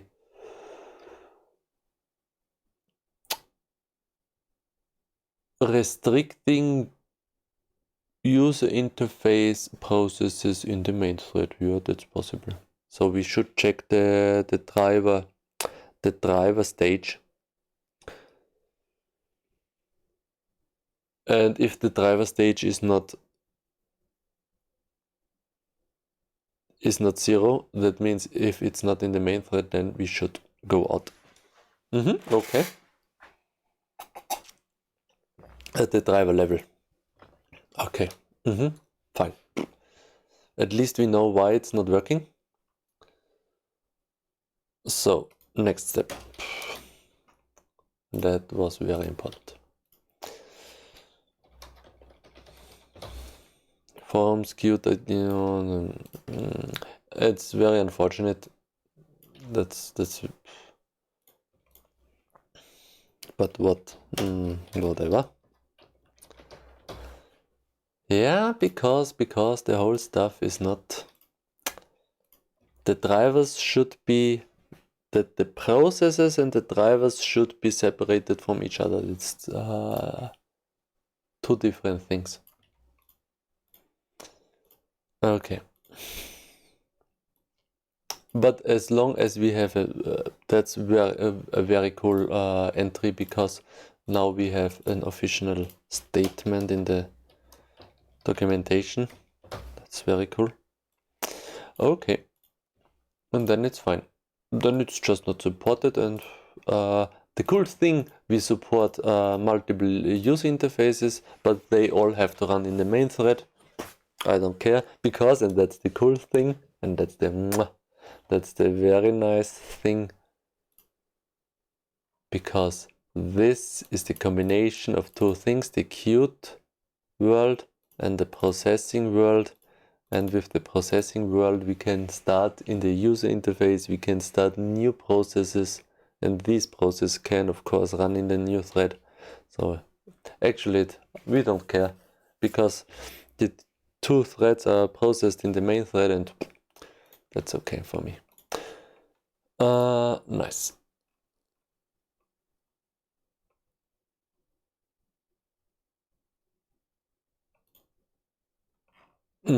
So now we have to change this the structure again, but actually that's quite cool, because the Qt global init is now again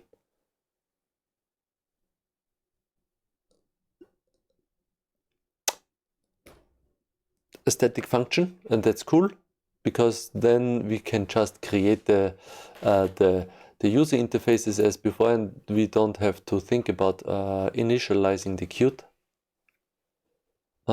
system. That's cool. So we have to reset this thing. If not, okay, could not initialize. We have to rename this state again. Init. We are not only checking it, but we are initializing it. We don't check this, but we check in which driver level we are. Okay, that's fine. Now we have to reset all the stuff. Now this is a static function again. Static function global init static. Okay, Qt global init. Now we are again in the namespace of FiAnimating. This means the destructor is again on this place. Then we have a Qt global init.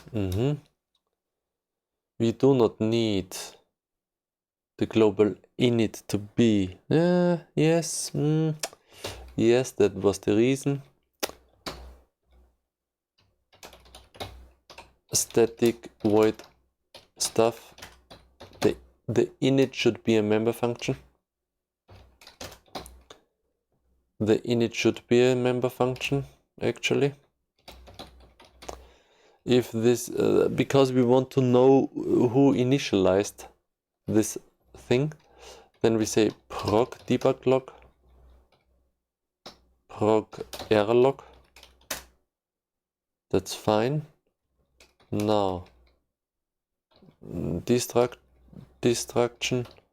Now we have to remove this again. This. Oh yes. FiAnimating. We have to reinsert what the hell argument count. I think this is a typo. Global init. So now let's check what is the diff. We have an stream here, mutex pfui.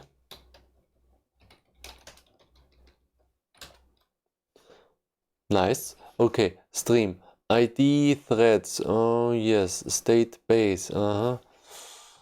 We have a lot of checks and stuff. We have renamed could not initialize Qt. Yes.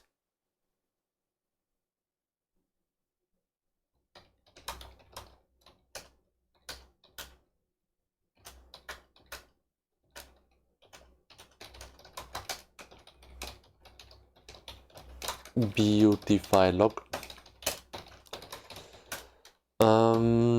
Yes, a global init. We have changed the name. Did we have changed the name? Yes, git add. Oh yeah. No, yes, no. Split, no, yes, no, yes. Git diff staged.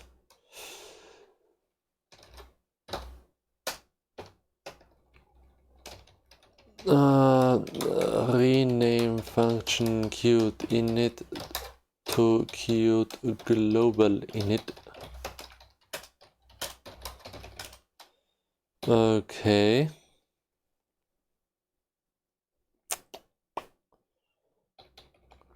We have a lot of information, thread window stuff.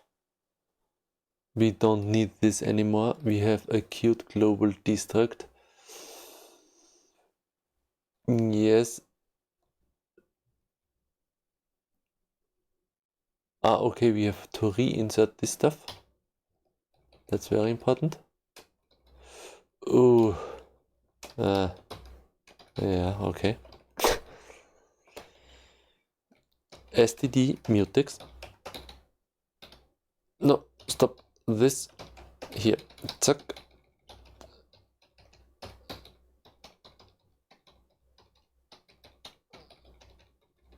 Now we shouldn't have a div here anymore.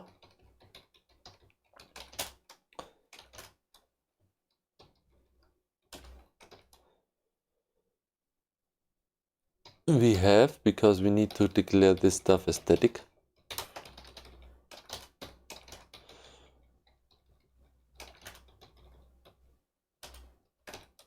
Yes, div removed.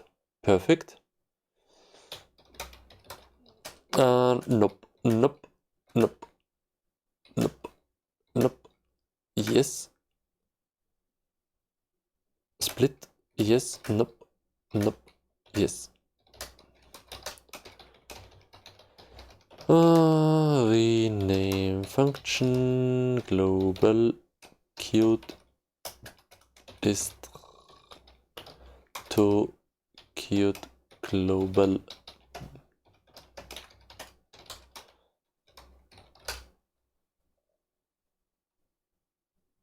Yep, good enough. We don't want to get all this thread information stuff. Oh, so we can close all the Qt related things. That's fine. That's fine, that's fine. I want to at least remove these temporary things, ID proc win stuff.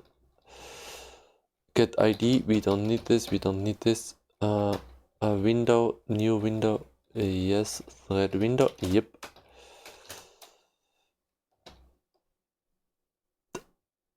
Button last, process ID removed.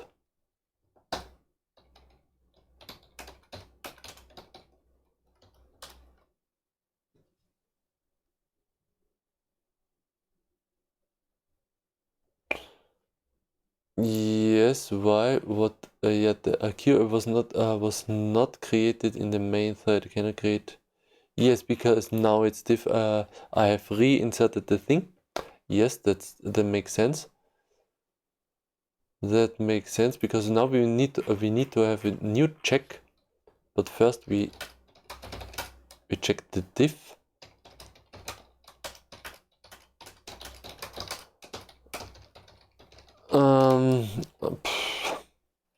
First add first init of state base.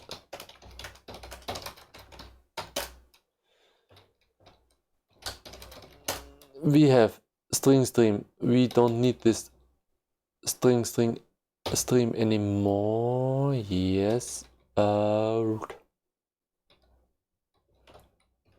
SS stream process ID.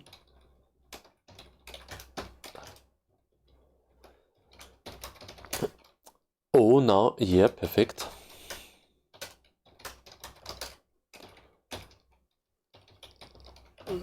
Log init mutex global init mutex in log init mutex in global Qt destructor.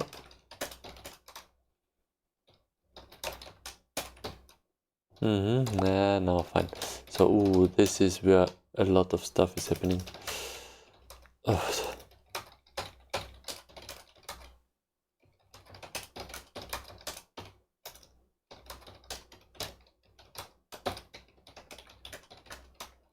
Okay, what did we do here? Yes.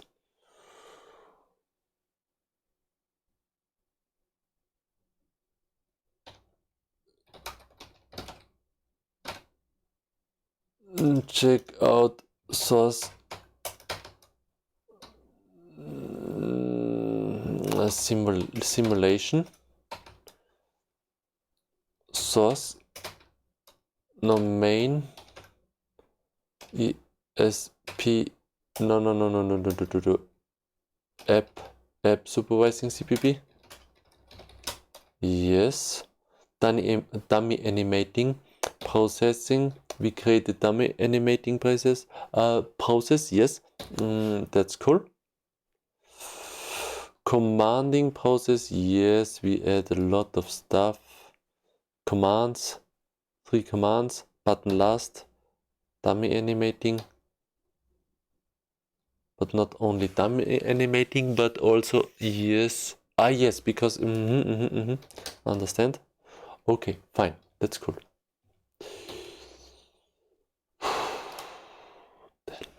So now we have to check. We have to secure this restriction.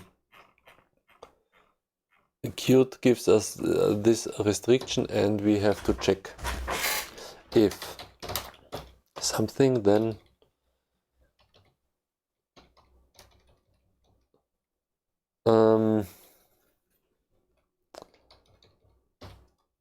this process must be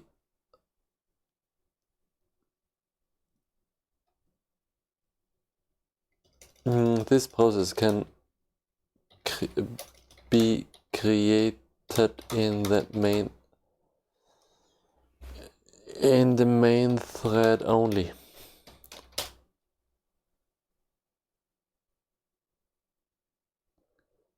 Okay, so and hopefully we have I don't think that we have access to this. That we need to check the driver level, driver mode, level driver, and the level of the driver must be 0. If colored and not driver, then green. Is this protected?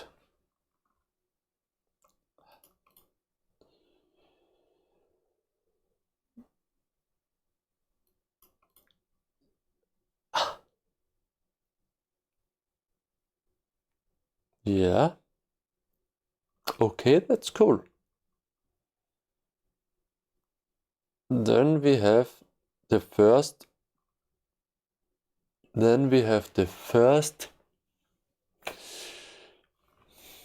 I have to check this level driver.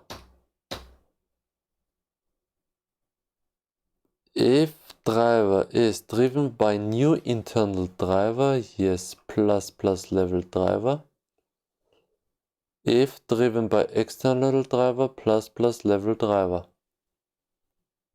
Otherwise, we are using the parent as driver, and then we are not increasing the driver level. It's fine. And that's cool. That's the only place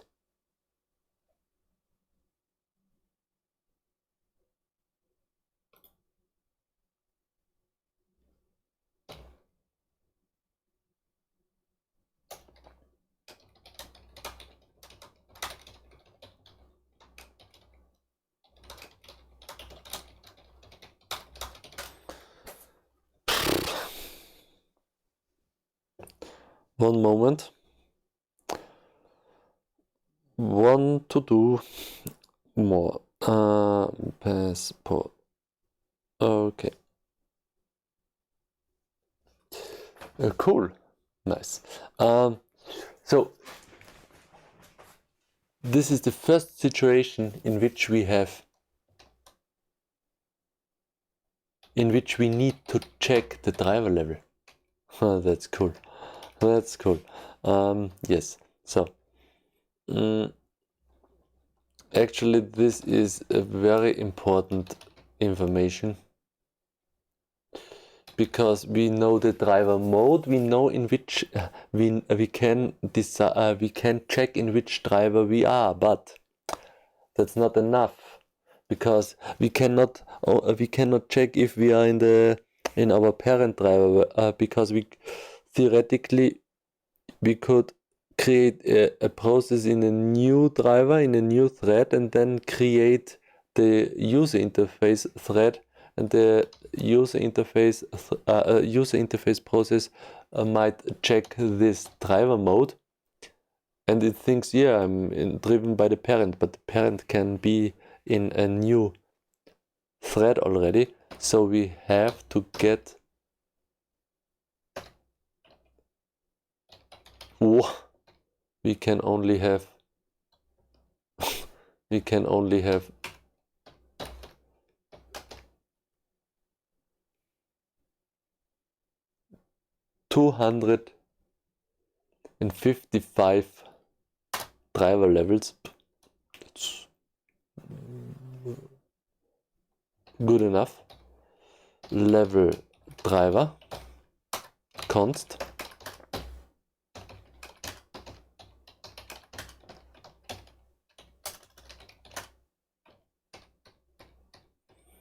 so this must be in the area of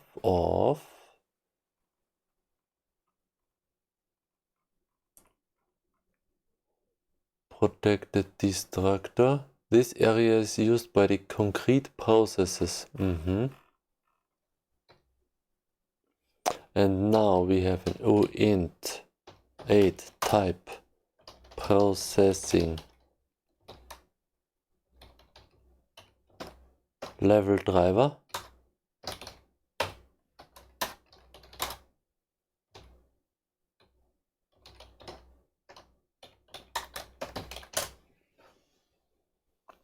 Driver mode processing driver const.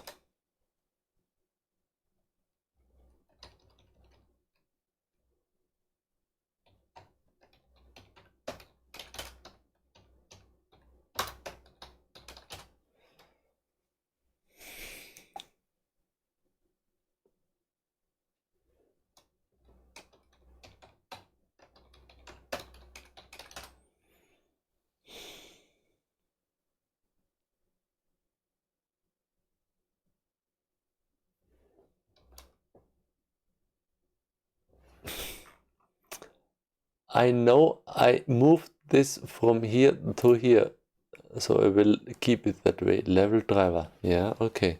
So, and the first level is 0. So the root process has a zero level of the tree and the 0 level of the driver, and we can only increase the driver if we start a process in a new internal driver or by an external driver. So we have to check file animating if level driver. This process can be created in the main thread only. This should work. So we now we should be able to start this process, because this process is running in the main thread, is started in the main thread. But as soon as we try to start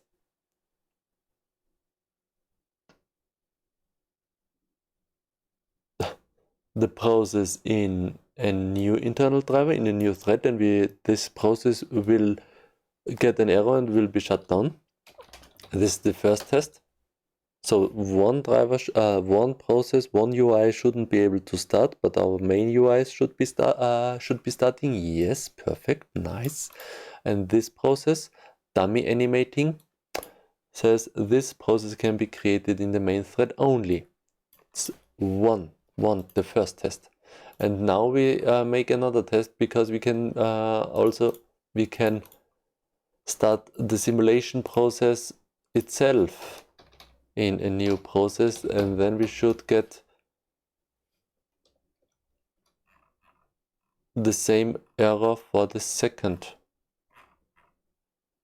tree root for the second user interface. Start simulation in driven by new internal driver.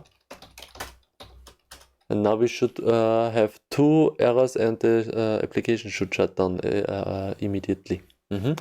This process can be created in the main thread only. Oh, nice. And this is checked in the base class.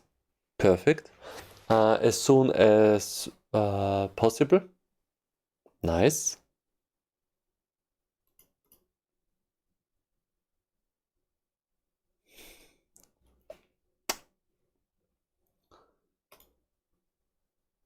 So we have the restriction. Oh yes, we have a certain restriction, but we do not care because it's not that's not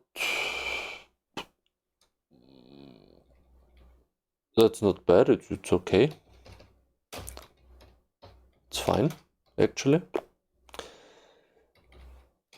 So we remove. Yes, so now we should be able to start both applications, both user interfaces. Nice. Both are working.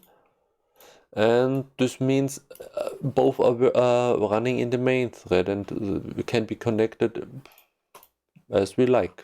Actually, this is quite cool. Makes a lot of stuff simpler. This means our slider update function is guaranteed to be executed in the same thread. Okay, and we can change this at any time. Yeah.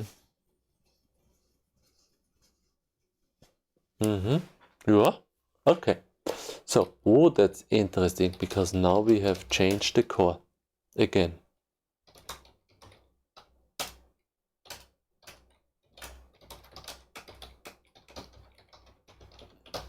But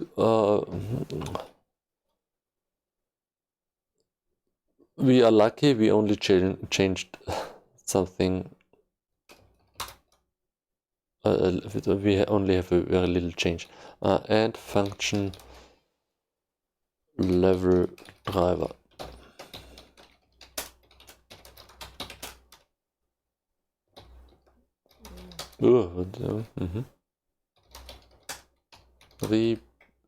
Git rebase interactive GitHub main.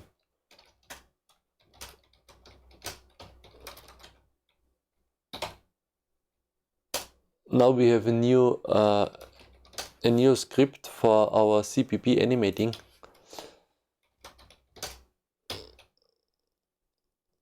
That's cool. That's cool. Okay, processing can be closed. Dummy animating. So now we can remove all the commands. Button command last. Actually, we can.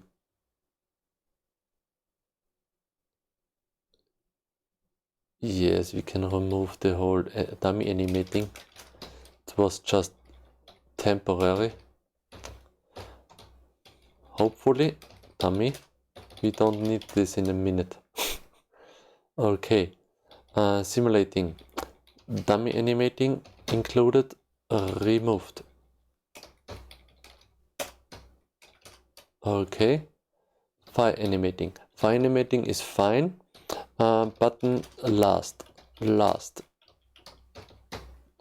We want to remove all the commands we created. Series add. We can remove this thing and the inclusion.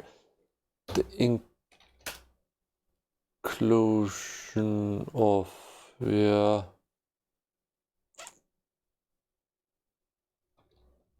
of system commanding.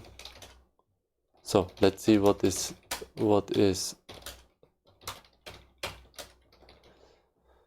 we can remove this. Okay.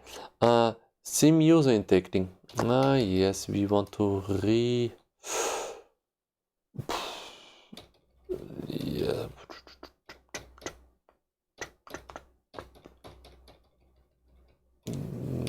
Back to the roots. Come on. I think this is it. Oh yes, nice. Okay. Simo interacting. Remove the commands. Remove if 0 and if. Remove the pp proc.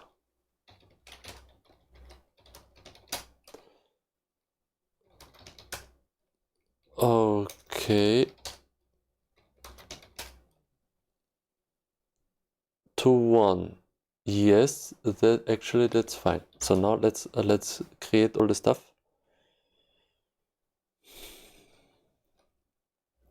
Okay, now we have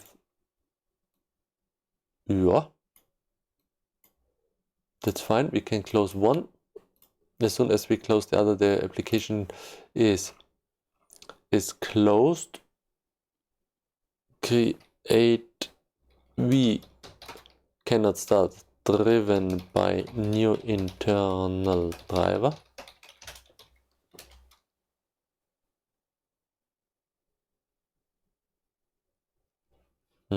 Now just one is starting. We cannot say driven by external driver. Shouldn't be supported, and it's not driven, and it's not driven.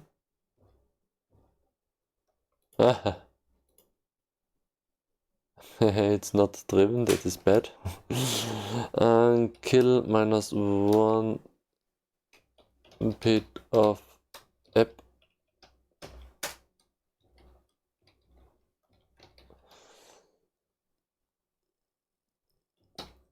Let's check. Let's go to main. Let's go to main and say wieso. Yeah, okay. Not possible. Fine. Good. I understand. Should be working. Let's test it again.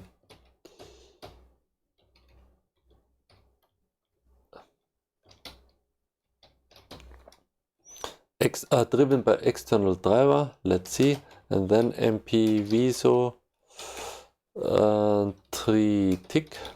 It's driven by an external driver, and we as a parent drive the process. So we should get an error and then shut down the application, if this is possible. This process can be created in main thread only. Interesting. Yes. For this to work, we need because we need a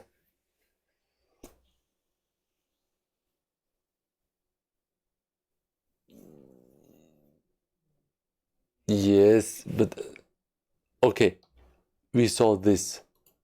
That's enough. That's enough, because the shutdown is not working because I'm doing stupid stuff now. But okay, we proved that for external drivers we can. Okay, so now we shouldn't have any Qt related commands anymore. That's fine. We should have cleaned up process tree. That's fine. So okay, everything is back to normal now.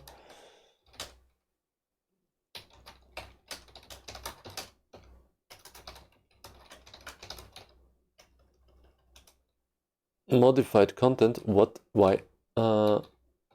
Common simulation process component common something. Yes.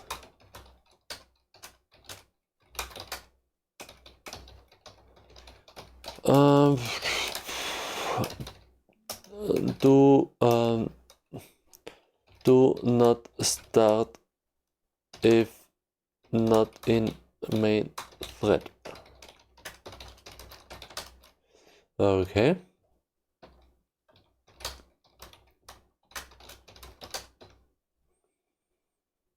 update components.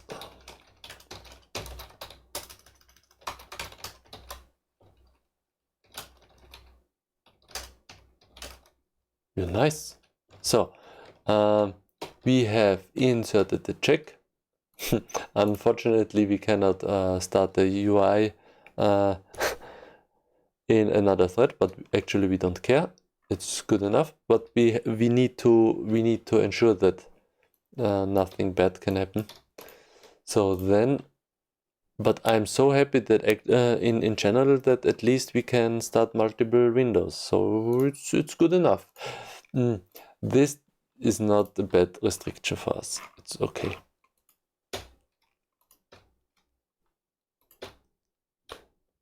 I'm happy that I saw this entry. Oh yeah, object class. We can remove all the stuff. Yes, it took longer than expected actually, but I'm happy because now I can be sure that everything is working in any case. Okay, thread pooling. We didn't start a pool, so okay. Yeah, that's cool. So all the testing, and actually it was just this check.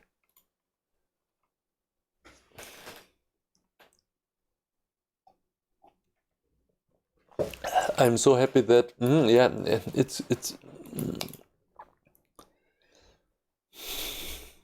it's cool because I don't want to start the Qt.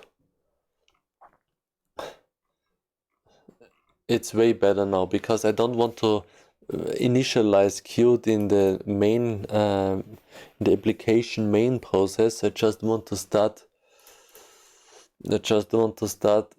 a user interface, nothing more. Sim user interacting, create, start, wait. So that's cool. For animating.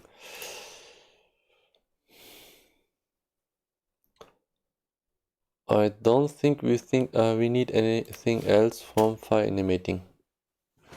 We have created all the stuff we need. Okay.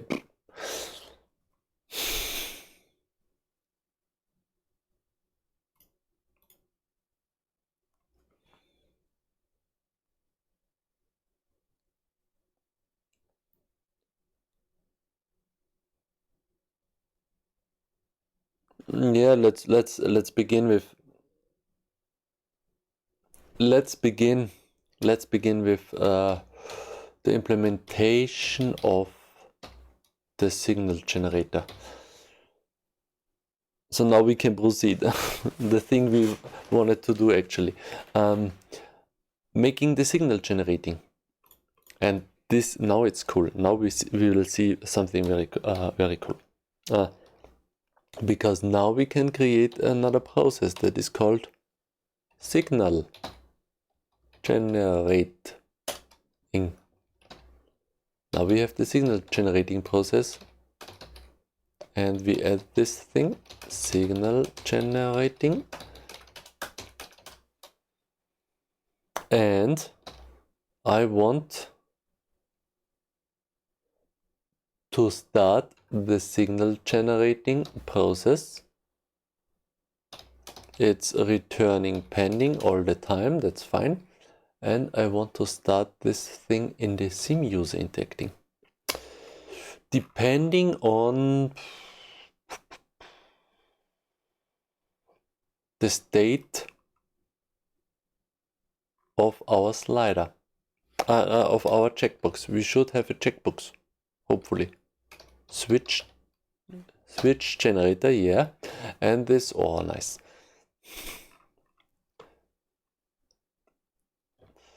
I want to have a state. I want to have a certain state.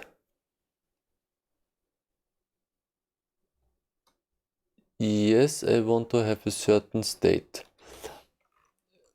A signal generating state. Okay.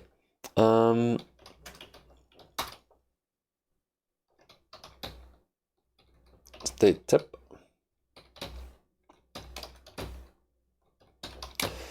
So we call this proc, or hopefully siggen state. Again, proc state string. Hopefully this is fine. We need another state that is called uinteger2 m state siggen.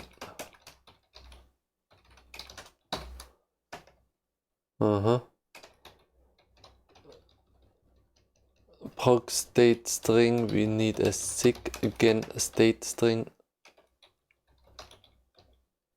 and this is initialized here. We say siggen state is start wait.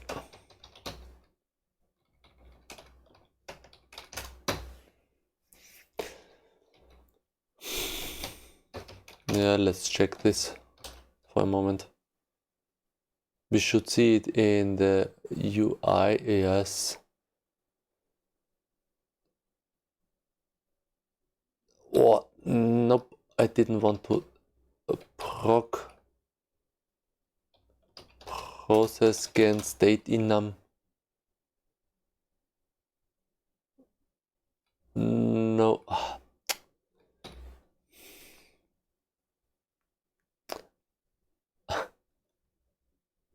Gen, yes, gen proc state string.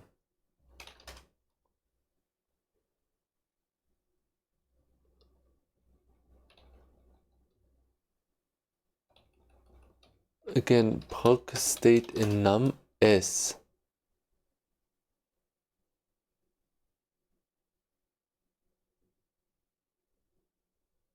I'm confused.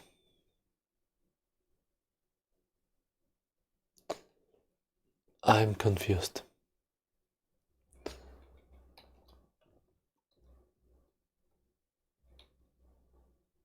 I thought this is, I make this define siggen.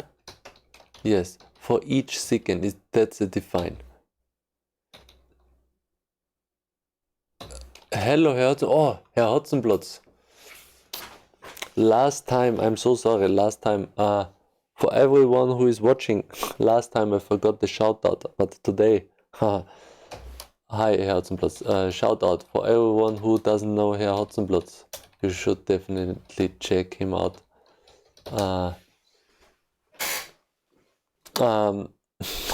Yes, I had a bad feeling last time because I wanted to give you a shout out because actually I haven't seen you in a while,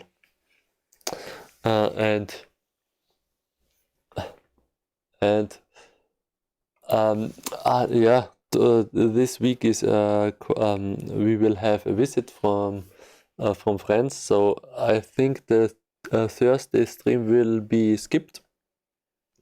The next stream will be on Tuesday. Today we have created a cool stuff. I will show you in just one moment.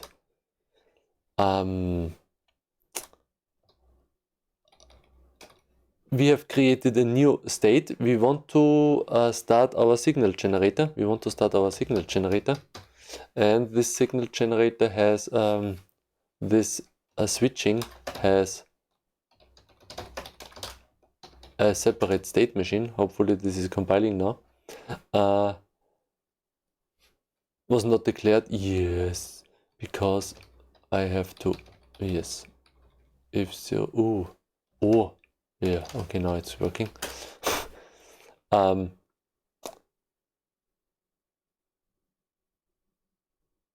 Start wait, what? Start wait must be, let's say 0.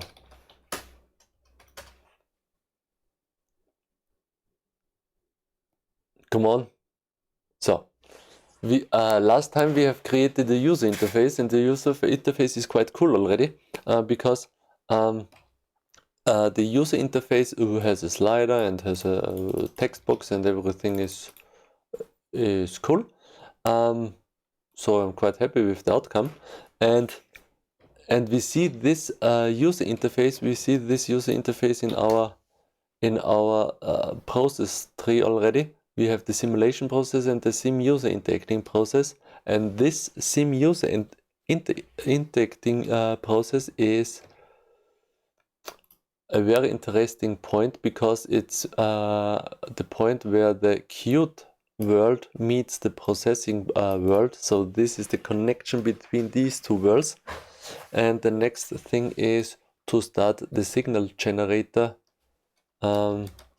as shown in our architecture. So the simulation, the user interface is able to start as many processes as we like. We can send HTTP requests to an API or whatever. We can create a TCP server and all the stuff, like everywhere else. But now it's the child of the user interface, of the Qt user interface. And that's quite cool. Herr Hotzenplotz, I have news. Yeah, that's very cool. That's very cool. And I have news. I have started to learn this language because I have to use it. What are you using for plotting? Something from Qt? Yes. Yes, shame. That's shame. We will never see Rust in the stream. I promise. No, I actually don't like the language, but I have to learn it because of the customer. And I'm quite happy for the opportunity to learn the language, but I will not use it in private projects because it's cool. The language is quite cool in some points, but it's not as good as C++ or C. So I will stick to C++, of course. And what are you using for plotting? Yes, I'm using for plotting. I have two classes. The first one is the base class. The base class is an abstract class.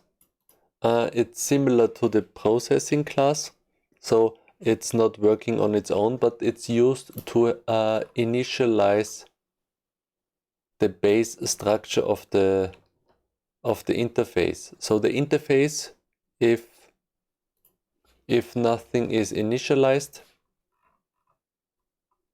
the concrete class, the derived class, is just adding the elements we want to use. So we have the base structure is dividing the user interface into two parts, the options part and the plotting part, and creating all the necessary objects, Qt objects. And the concrete class, the concrete process, is creating all the widgets we need, and the chart object. And actually this is a chart object, chart, and here is the documentation. I want to be able to use this plotting area as OpenGL as well, so we can use the chart stuff. So it's using this, the charts, and the classes are useful too. And yes, this chart, this is one of the chart classes. And I want to be able to create OpenGL stuff as well. So we have an OpenGL widget, and we should be able to bind the OpenGL stuff here too, if we have a 3D animation thing. And yes, so that's it. And the next step would be to create a signal generating process as soon as we click on the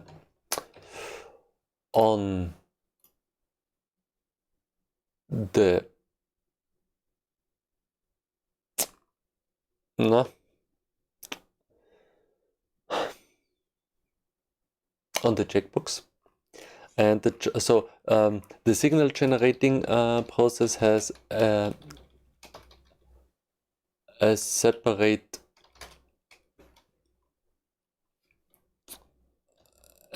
state. So let's see, we have the state start wait. I have to check.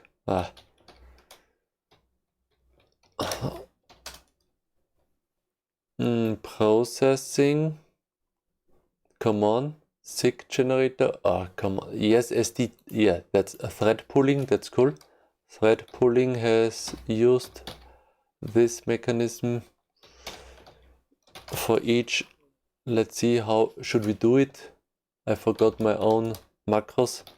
What a shame. So for each SIG state, generate X macros. Lay, love it. Yes.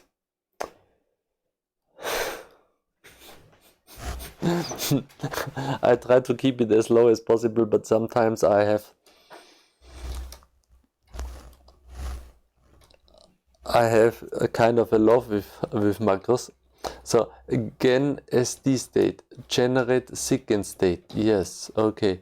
The process state enum SIG gen state. Yeah, nice. And then we have gen proc state string of the SIG. Yeah, this should be working.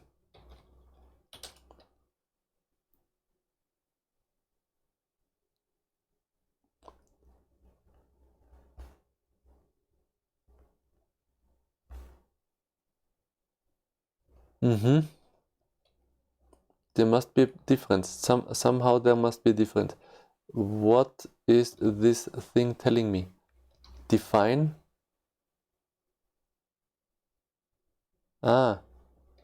Yes.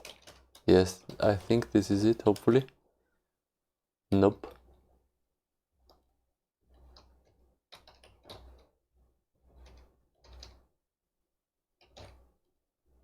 Gen proc state string, and then we have SIG gen state string.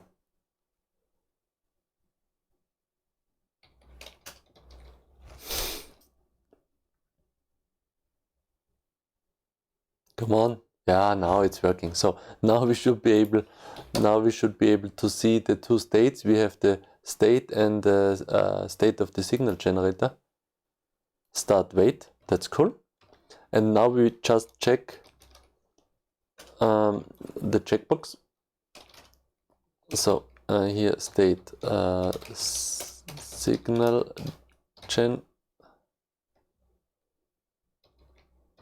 signal generator.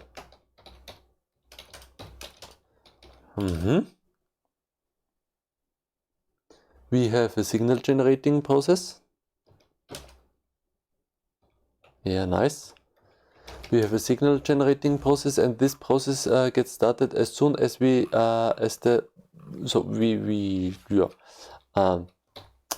we need another process function. So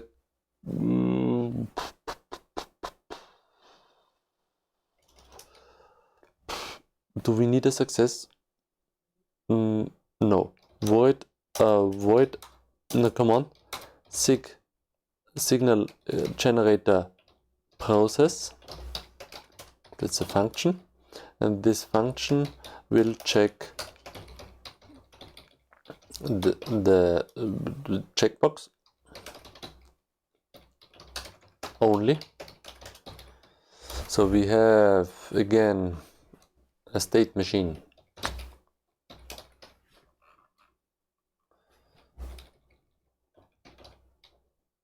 And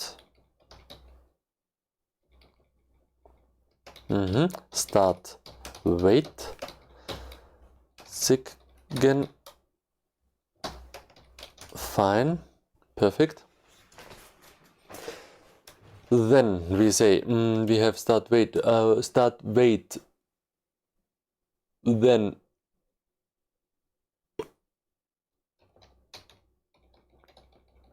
stop wait shut down, done, wait.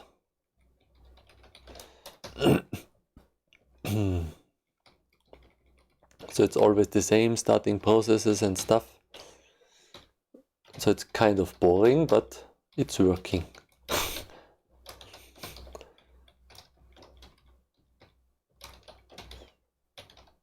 Okay, so now we are in our world again, and the Qt stuff was quite hard to understand.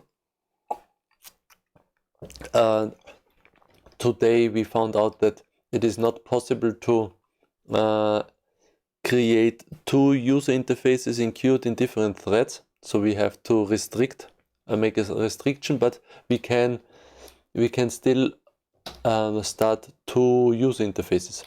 That's the cool thing.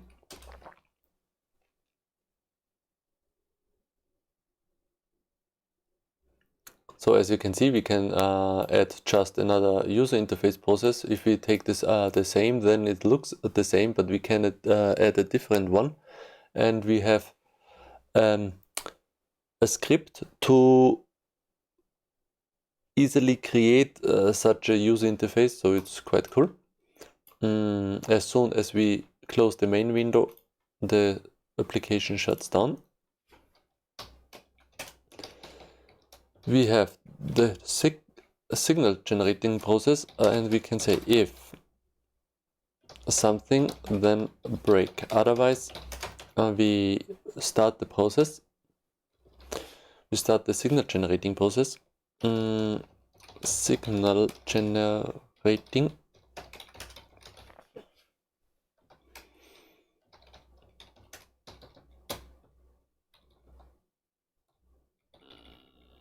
We say we need this include here, of course.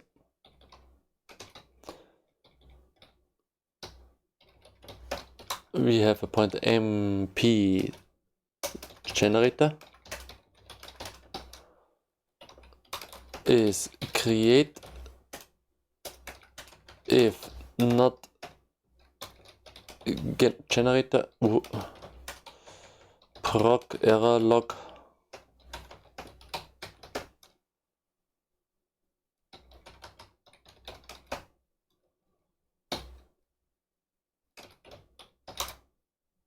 could not create process. Otherwise, we go to the next step. M state signal generator is equal to stop wait. And then again we check the value of the checkbox.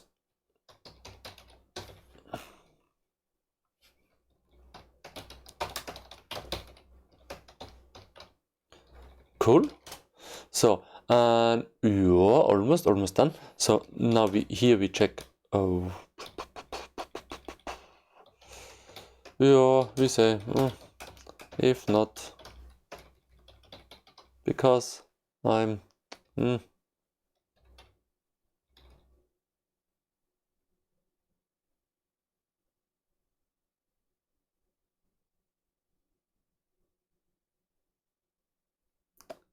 if not this thing, then don't do anything.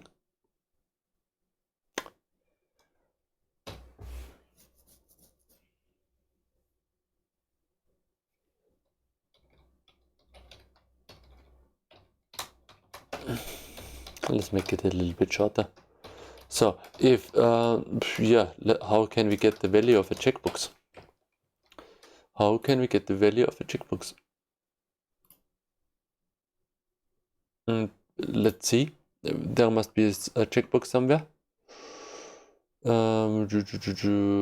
Push button. Oh, come on.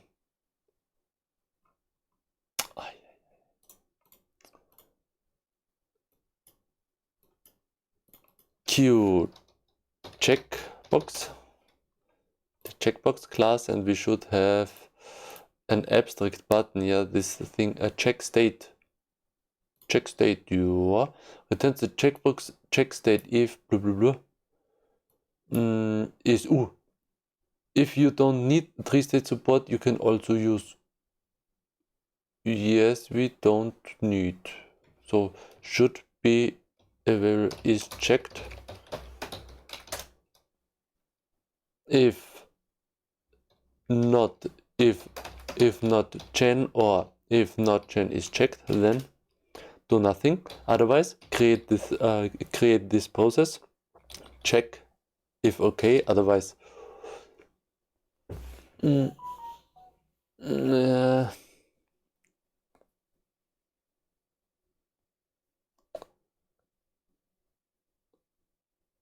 if we have a problem here, then then we get a lot of error messages.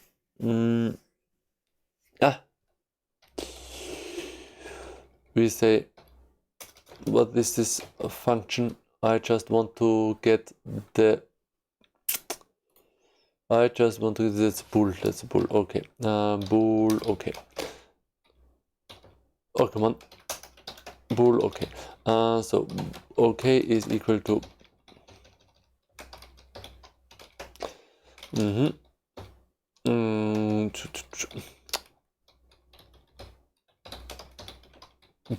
the hell. Okay, so if not, go out. Otherwise, if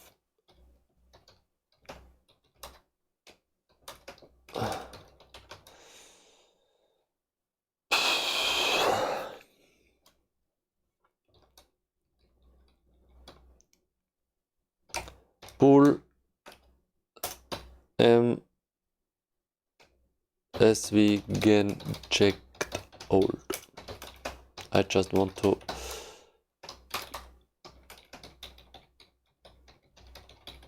if not checked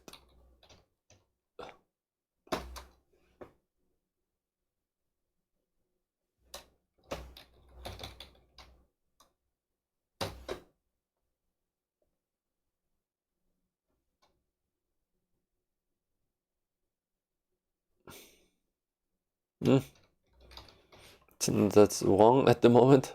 One moment. False. So I have to make an edge detection.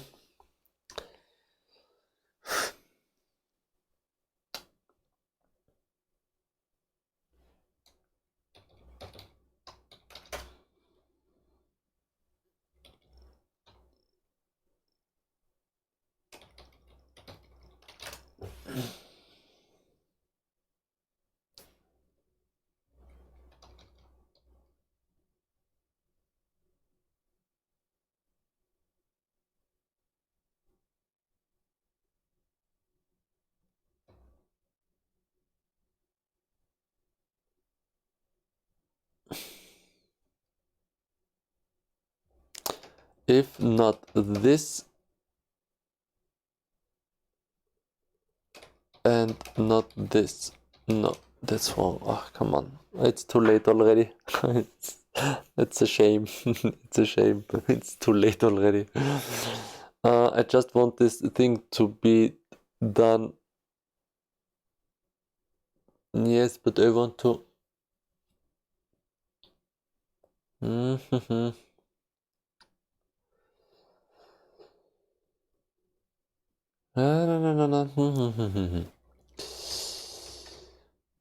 I want to be careful. Checked. If not generated, then return. That's okay. But step by step. Bool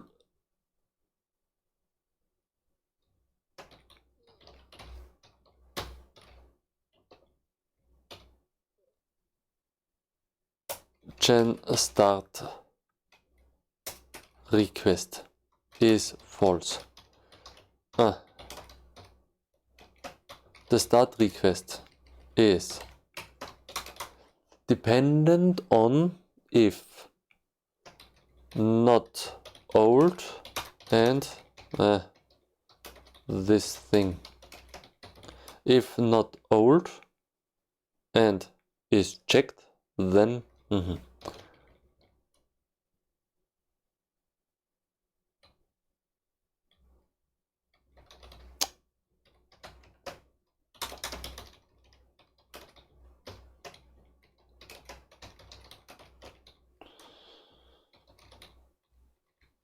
oh, come on.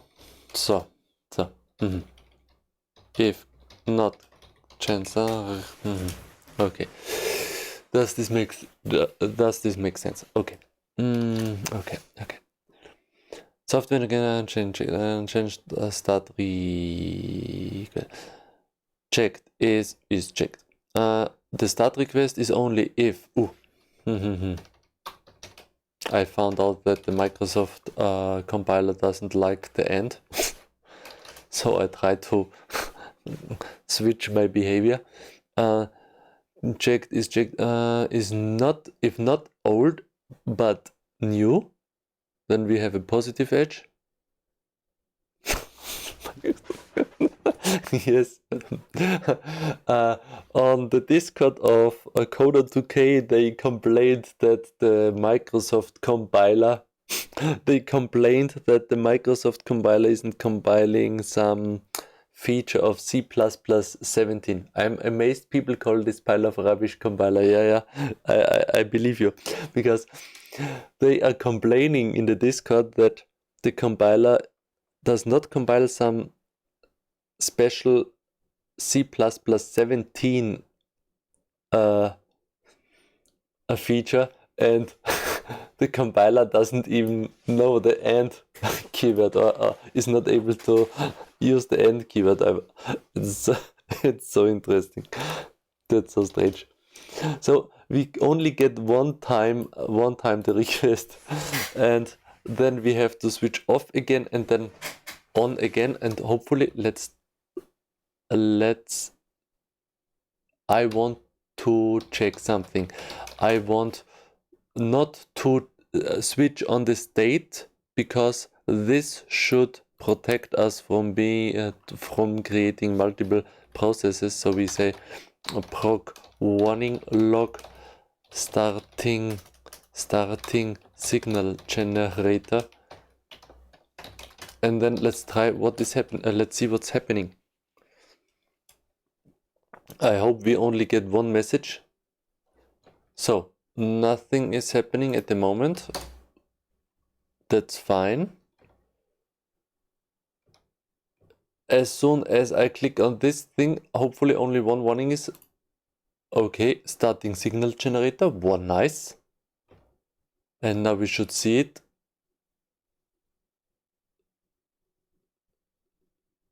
In the list. But we don't see it because I'm probably stupid. Yes, of course yes, I'm stupid. Because we have to start the generator, of course. If we create every time the same on every stage and on every level in our system, it's the same. We create the process, we check the process, we start the process. We create the process, we check the process, we start the process, and yes.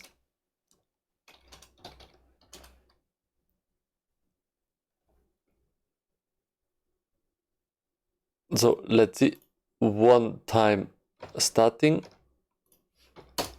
and now we have a signal generating process running as a child of the user interface. So this process is representing the user interface.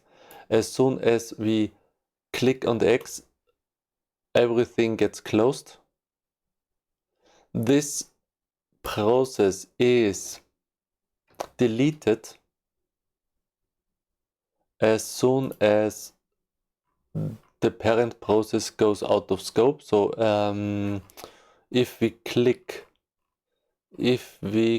on the X, we get the base process. The base process class is checking if we are visible. If we are not visible, then the result of the process is positive. Qt window isn't visible anymore, shutting down. And if we return positive, then the system in the back the back end the back end is shutting down the process and is calling the shutdown function, and it's cleaning up all the stuff we need. It's deleting the window.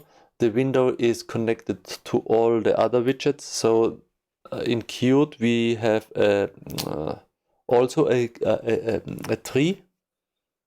We have a widget tree. We showed at the beginning of the stream, we showed the widget tree, and if we delete the window, then all the children get a recursive delete. So we just need to delete the window, so everything should be fine.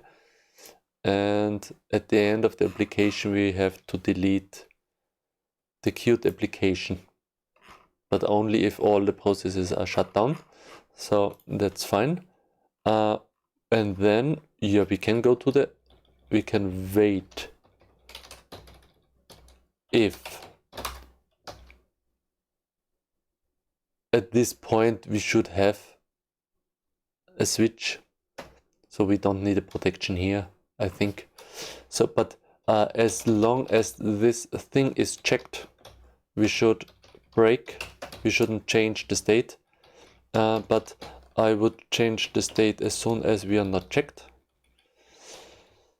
So this is a debouncing filter. It's kind of a debouncing filter for the checkbox, because we can click like crazy, and the state machine doesn't care how we click. It's taking a request, and then okay, if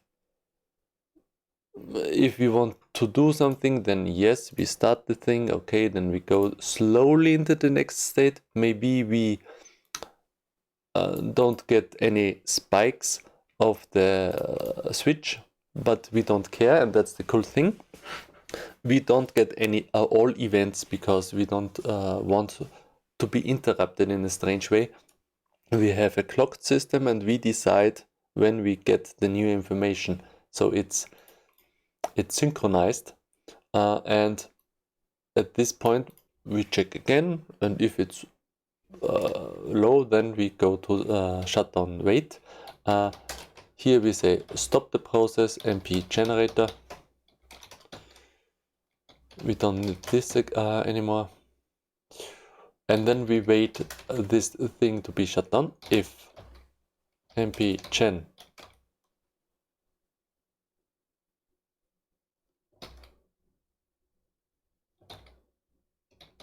if not shut down done,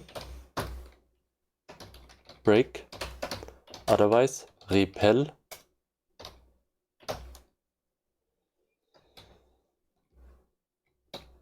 Yes, repel the generator, because now we know this thing isn't doing anything anymore. We reset the pointer, and we go to our first state, start wait.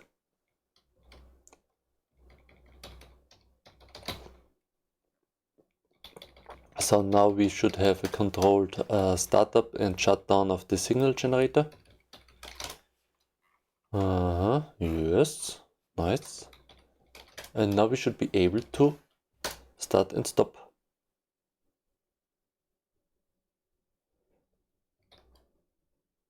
Yes, I guess I forgot how to stop a process.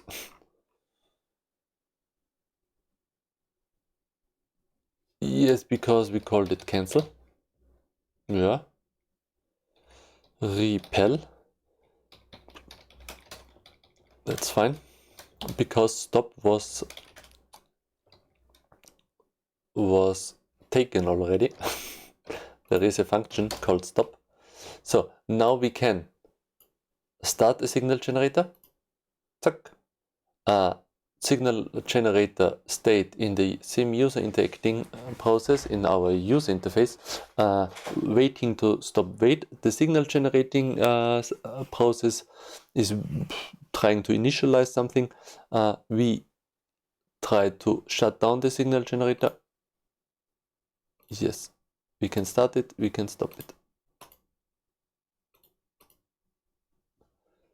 That's cool. This is kind of annoying.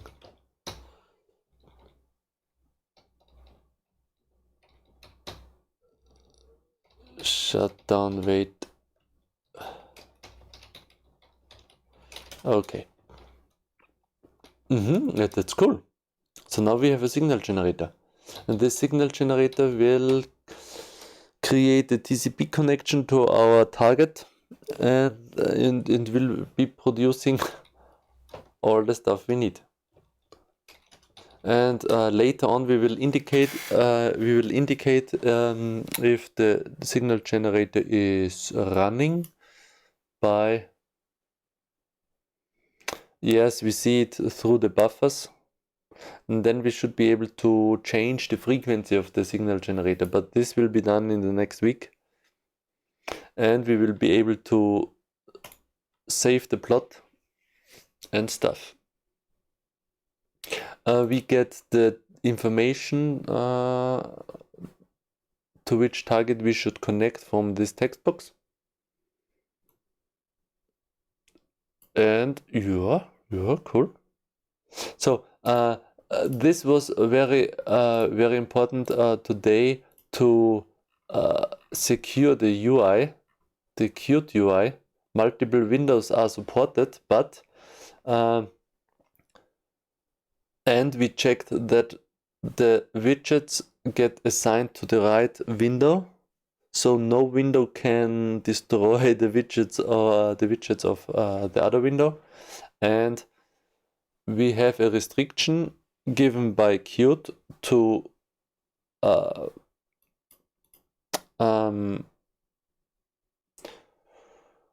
yes, to deny starting the UI in a new thread. If we try to do this, we can start 2 UI processes, but we cannot start one UI driven by new internal driver, meaning in a new thread. It's not possible, because then one UI is complaining this process cannot be created, can be created in the main thread only.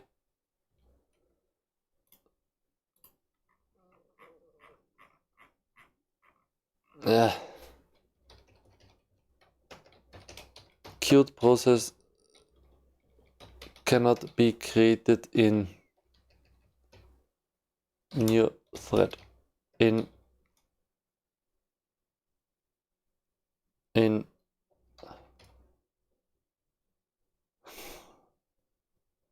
non-parent driver. Cannot be driven. Qt process cannot be driven in non-parent driver. Cannot be driven in non-parent driver. Yeah, that's okay.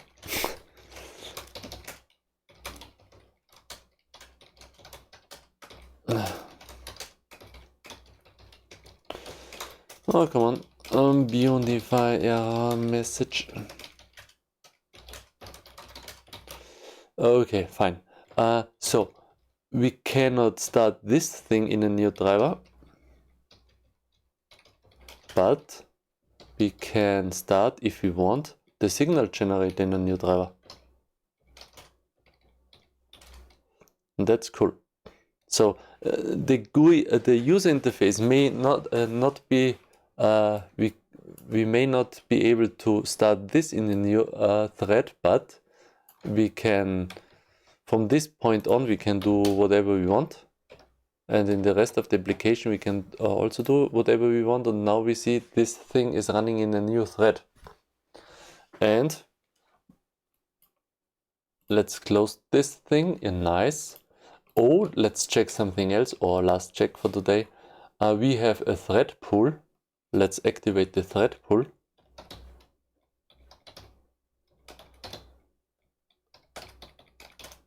Because now we should be able to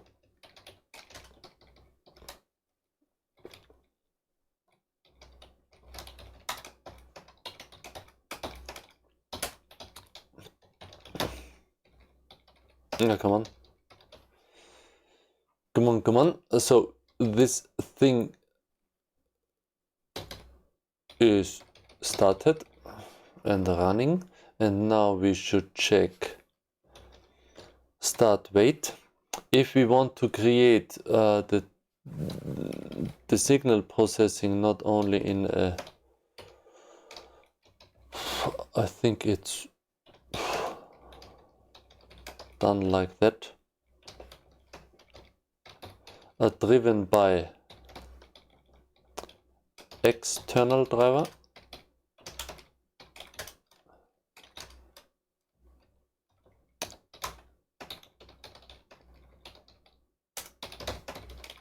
Okay, so we can start this thing driven by new internal driver, by a new internal driver. This means a own thread for this process, or we can use one of the threads of the thread pool by starting the process in an external driver, and then so no one is driving this process. Then we have to explicitly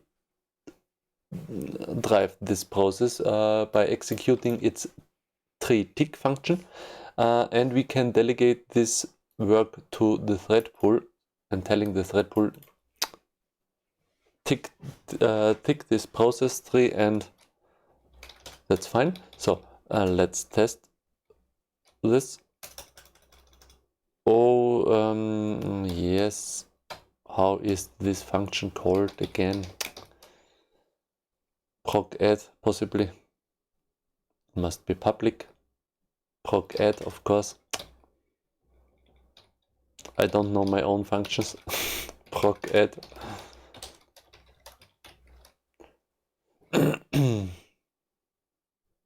Yeah, cool. So let's see what is happening now. We have a thread pooling process now.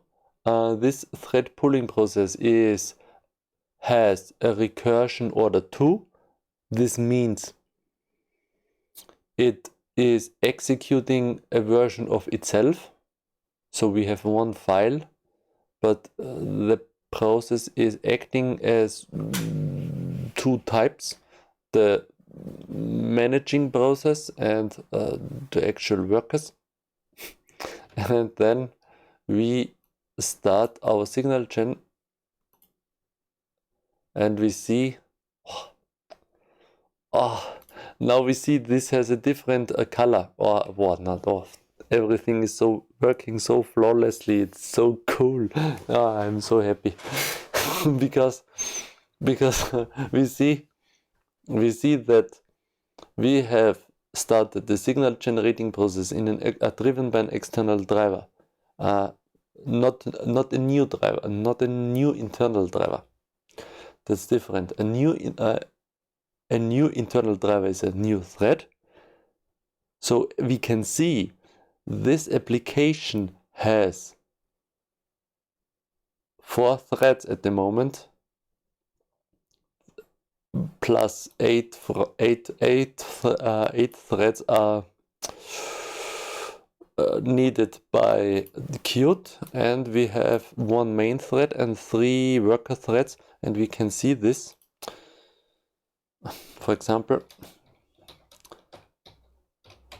if we say config proc show address ID, then we can recompile this. What? Driving not finished. Okay, yeah, that's okay. Oh, so this is working as well. Oh, nice. So now we see the IDs of all the processes. We start this thing. Everything that is blue, that is a new thread. So we have the worker threads, and these workers, the managing thread is taking the request from the user interacting process that it wants to drive its signal generating process. And this managing process is checking which one has no work to do, and it assigns the work to this thread worker thread process, and now it's doing it, and then we can click shut down the process, and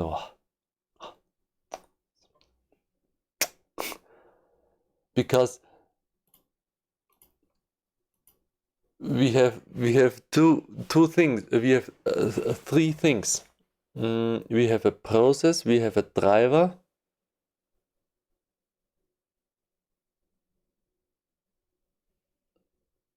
yes, we have a process parent and a process child, and then a driver. A driver is something that is making a process, making a progress, or pushing a process forward. That's a driver. And the driver can be the parent itself, and if the parent itself is driving the child, then it has the same if it's a main thread, then it has the same color. Everything that is green is in the same, everything that is green that is in the main thread, and everything that is in a new thread is blue. Everything that is purple is driven by external, and everything that is white, we don't have an example here, is has the same thread as the parent. So if this thing is starting another process, then the child process would be white. This thing is not white because I want to indicate that this is in the main thread. So everything that is in the main thread is green, no matter if it's in the same thread or not. So that's the convention. And what I wanted to show you, that we have here, for every process we have an ID, and this ID, and that's the cool thing, if we have ps minus PID of app, let me see the thread. Damn it.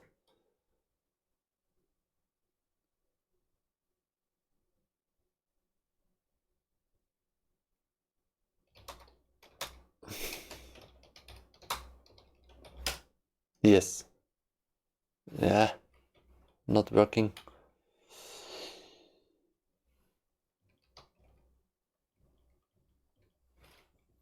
Come on, what the hell? Bit of kill. Yeah, that's it, I think. Yeah. But I want to execute this here.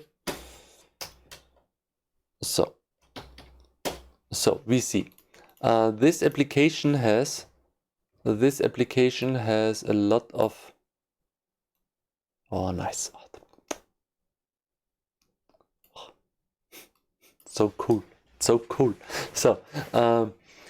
we see that this application has a lot of threads running at the moment. 1, 2, 3, 4, 5, 6, 7, 8, 9, 10, 11, 12.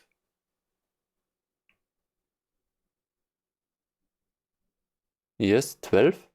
This is the main thread. This is the main thread, app. Then we have Qt related threads, I think 8. Yes, 8. 1, 2, 3, 4, 5, 6, 7, 8. And then we have 3 other threads created by our system. And these threads get the same name as the ID of the corresponding worker. As you can see, D50, here is D50, 040, 040, and 330. So it's quite cool. And the communication between the parent, the relationship between the parent and the driver is as follows. The parent is starting a process. the parent wants to, is consuming the state change of the system, which is introduced by the child process. So it's starting the child process, and as soon as we start a process, and that's the cool thing, it's very hard to create a memory leak, because we can create a process.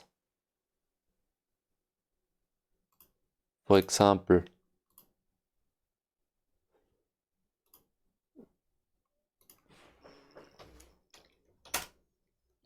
we can create a process like here, and here we are allocating something on the heap, and if we just return at this point, then we have a memory leak. But usually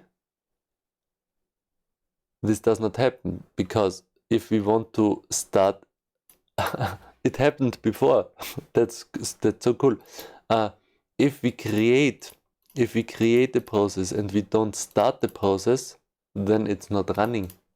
It isn't doing anything. So we don't have an advantage of it.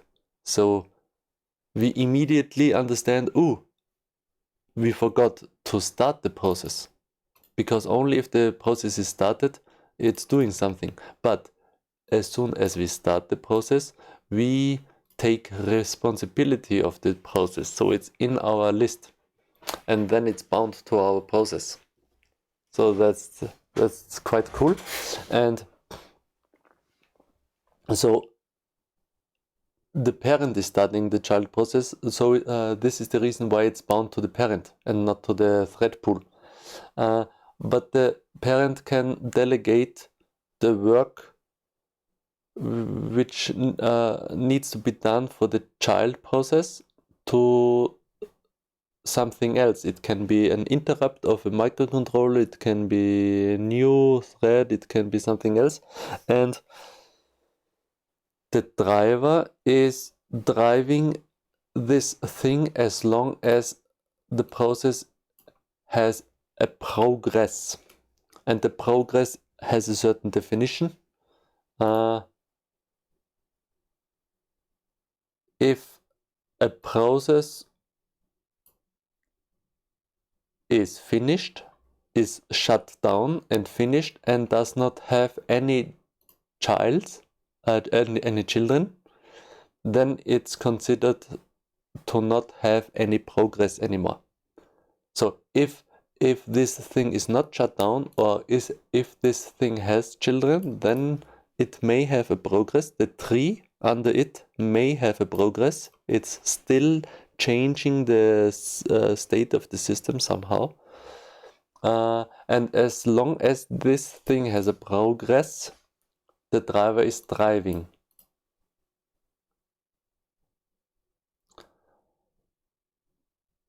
How can we stop the progress? The progress can only be stopped by the parent.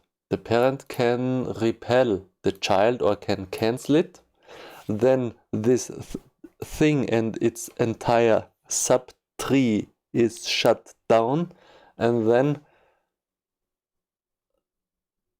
the driver is seeing, oh, somehow the progress stopped and I can remove this thing from the list. Because if there is no progress, I don't have any reason to drive it anymore. So that's...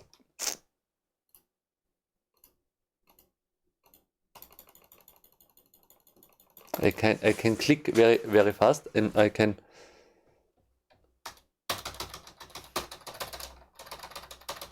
It's working and working and working. Now I press space very fast and no problem. Ah, that's so cool. Okay, today was very successful. Oh, start extern drive is used. Yes. We started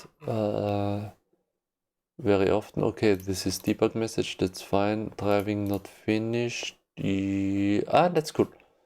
Let's see. I check this box. I close this thing, and yeah.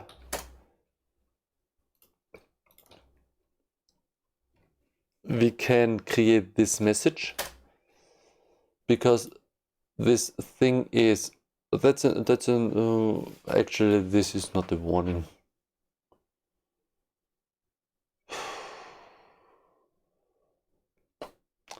This is not a warning.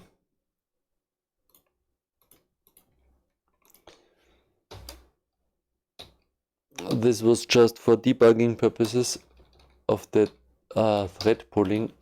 Finished. Driving not finished.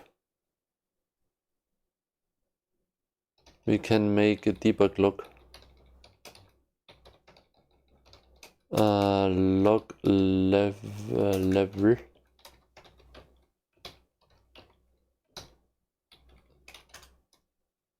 Yeah, that's better.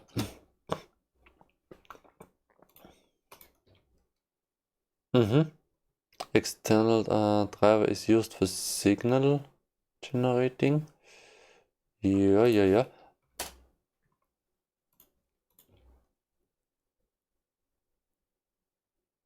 Sometimes we get the message, sometimes we don't get the message because it's in a new thread, but it should be fine now. Okay.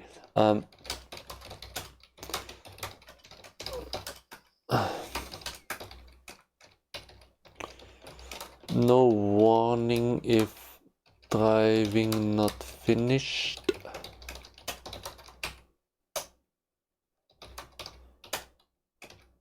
Because normal use case. It's just telling us that if we shut down the driver, if we shut down the thread pool, the thread pool tells us that it still has a responsibility. Because if we click here and if we want to shut down the application, then this process gets a shutdown signal, and then this process, and then all of these processes, and the thread pool tries to shut down, but it still has something in the queue. And it is not allowed to shut down yet, because then if it would, in this case, the signal generating process would not get any progress. It would not be able to shut down. So we have a dependency here between these two processes. So the thread pooling process is delaying its shutdown to be able to fulfill its contract, its task of the driven children. And as soon as all children are shut down, because this process gets a shutdown signal after this one, and then it delegates the shutdown signal to this child. So these two processes will be finished and then removed, and then the thread pooling process can remove the task and then shut down as well, and then the whole application is shut down. So it's quite complex in this case, but everything is working as expected.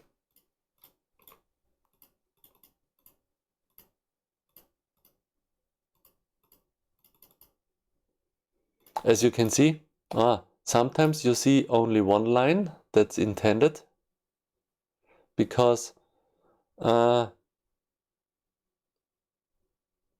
we have a shutdown of the process, and if the shutdown is finished,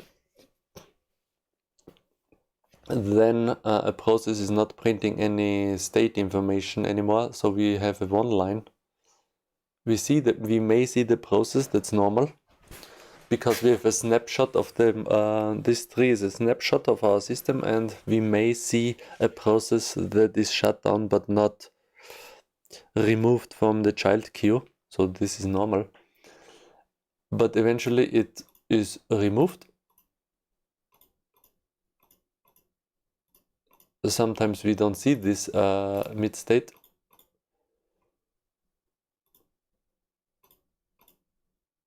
Sometimes you see the child, but not it's not enqueued already.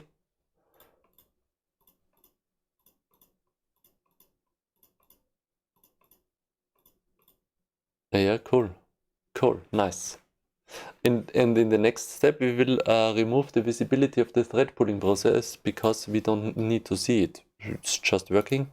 The process is working and everything is fine. So the next step is to tell this thing we want to see it anymore. I always forget my own function names. Yep. Unfortunately. Come on. Proc tree display set. So we don't want to see the thread pool in the process tree. So now it's hidden because we don't need it. It's not important to us anymore because it's working. So we only want to see processes which we are working on. And the next one will be this signal generating process next week. Thanks for watching. Yes, today let's rate someone. Maybe someone is online. This was a cool session today. Oh, the Brotzler is online. Cool. Info Jessica Mark. Jessica Mark is also online. What is she doing? She's making a very cool application. A very cool application. A completely fancy, nice game. Look at that. So we will rate her. And the game has cool graphics and a very cool soundtrack. Jessica Mark. Check it out. And the rate has been created. See you next time on Tuesday. Let's rate Jessica and see you next time. Bye.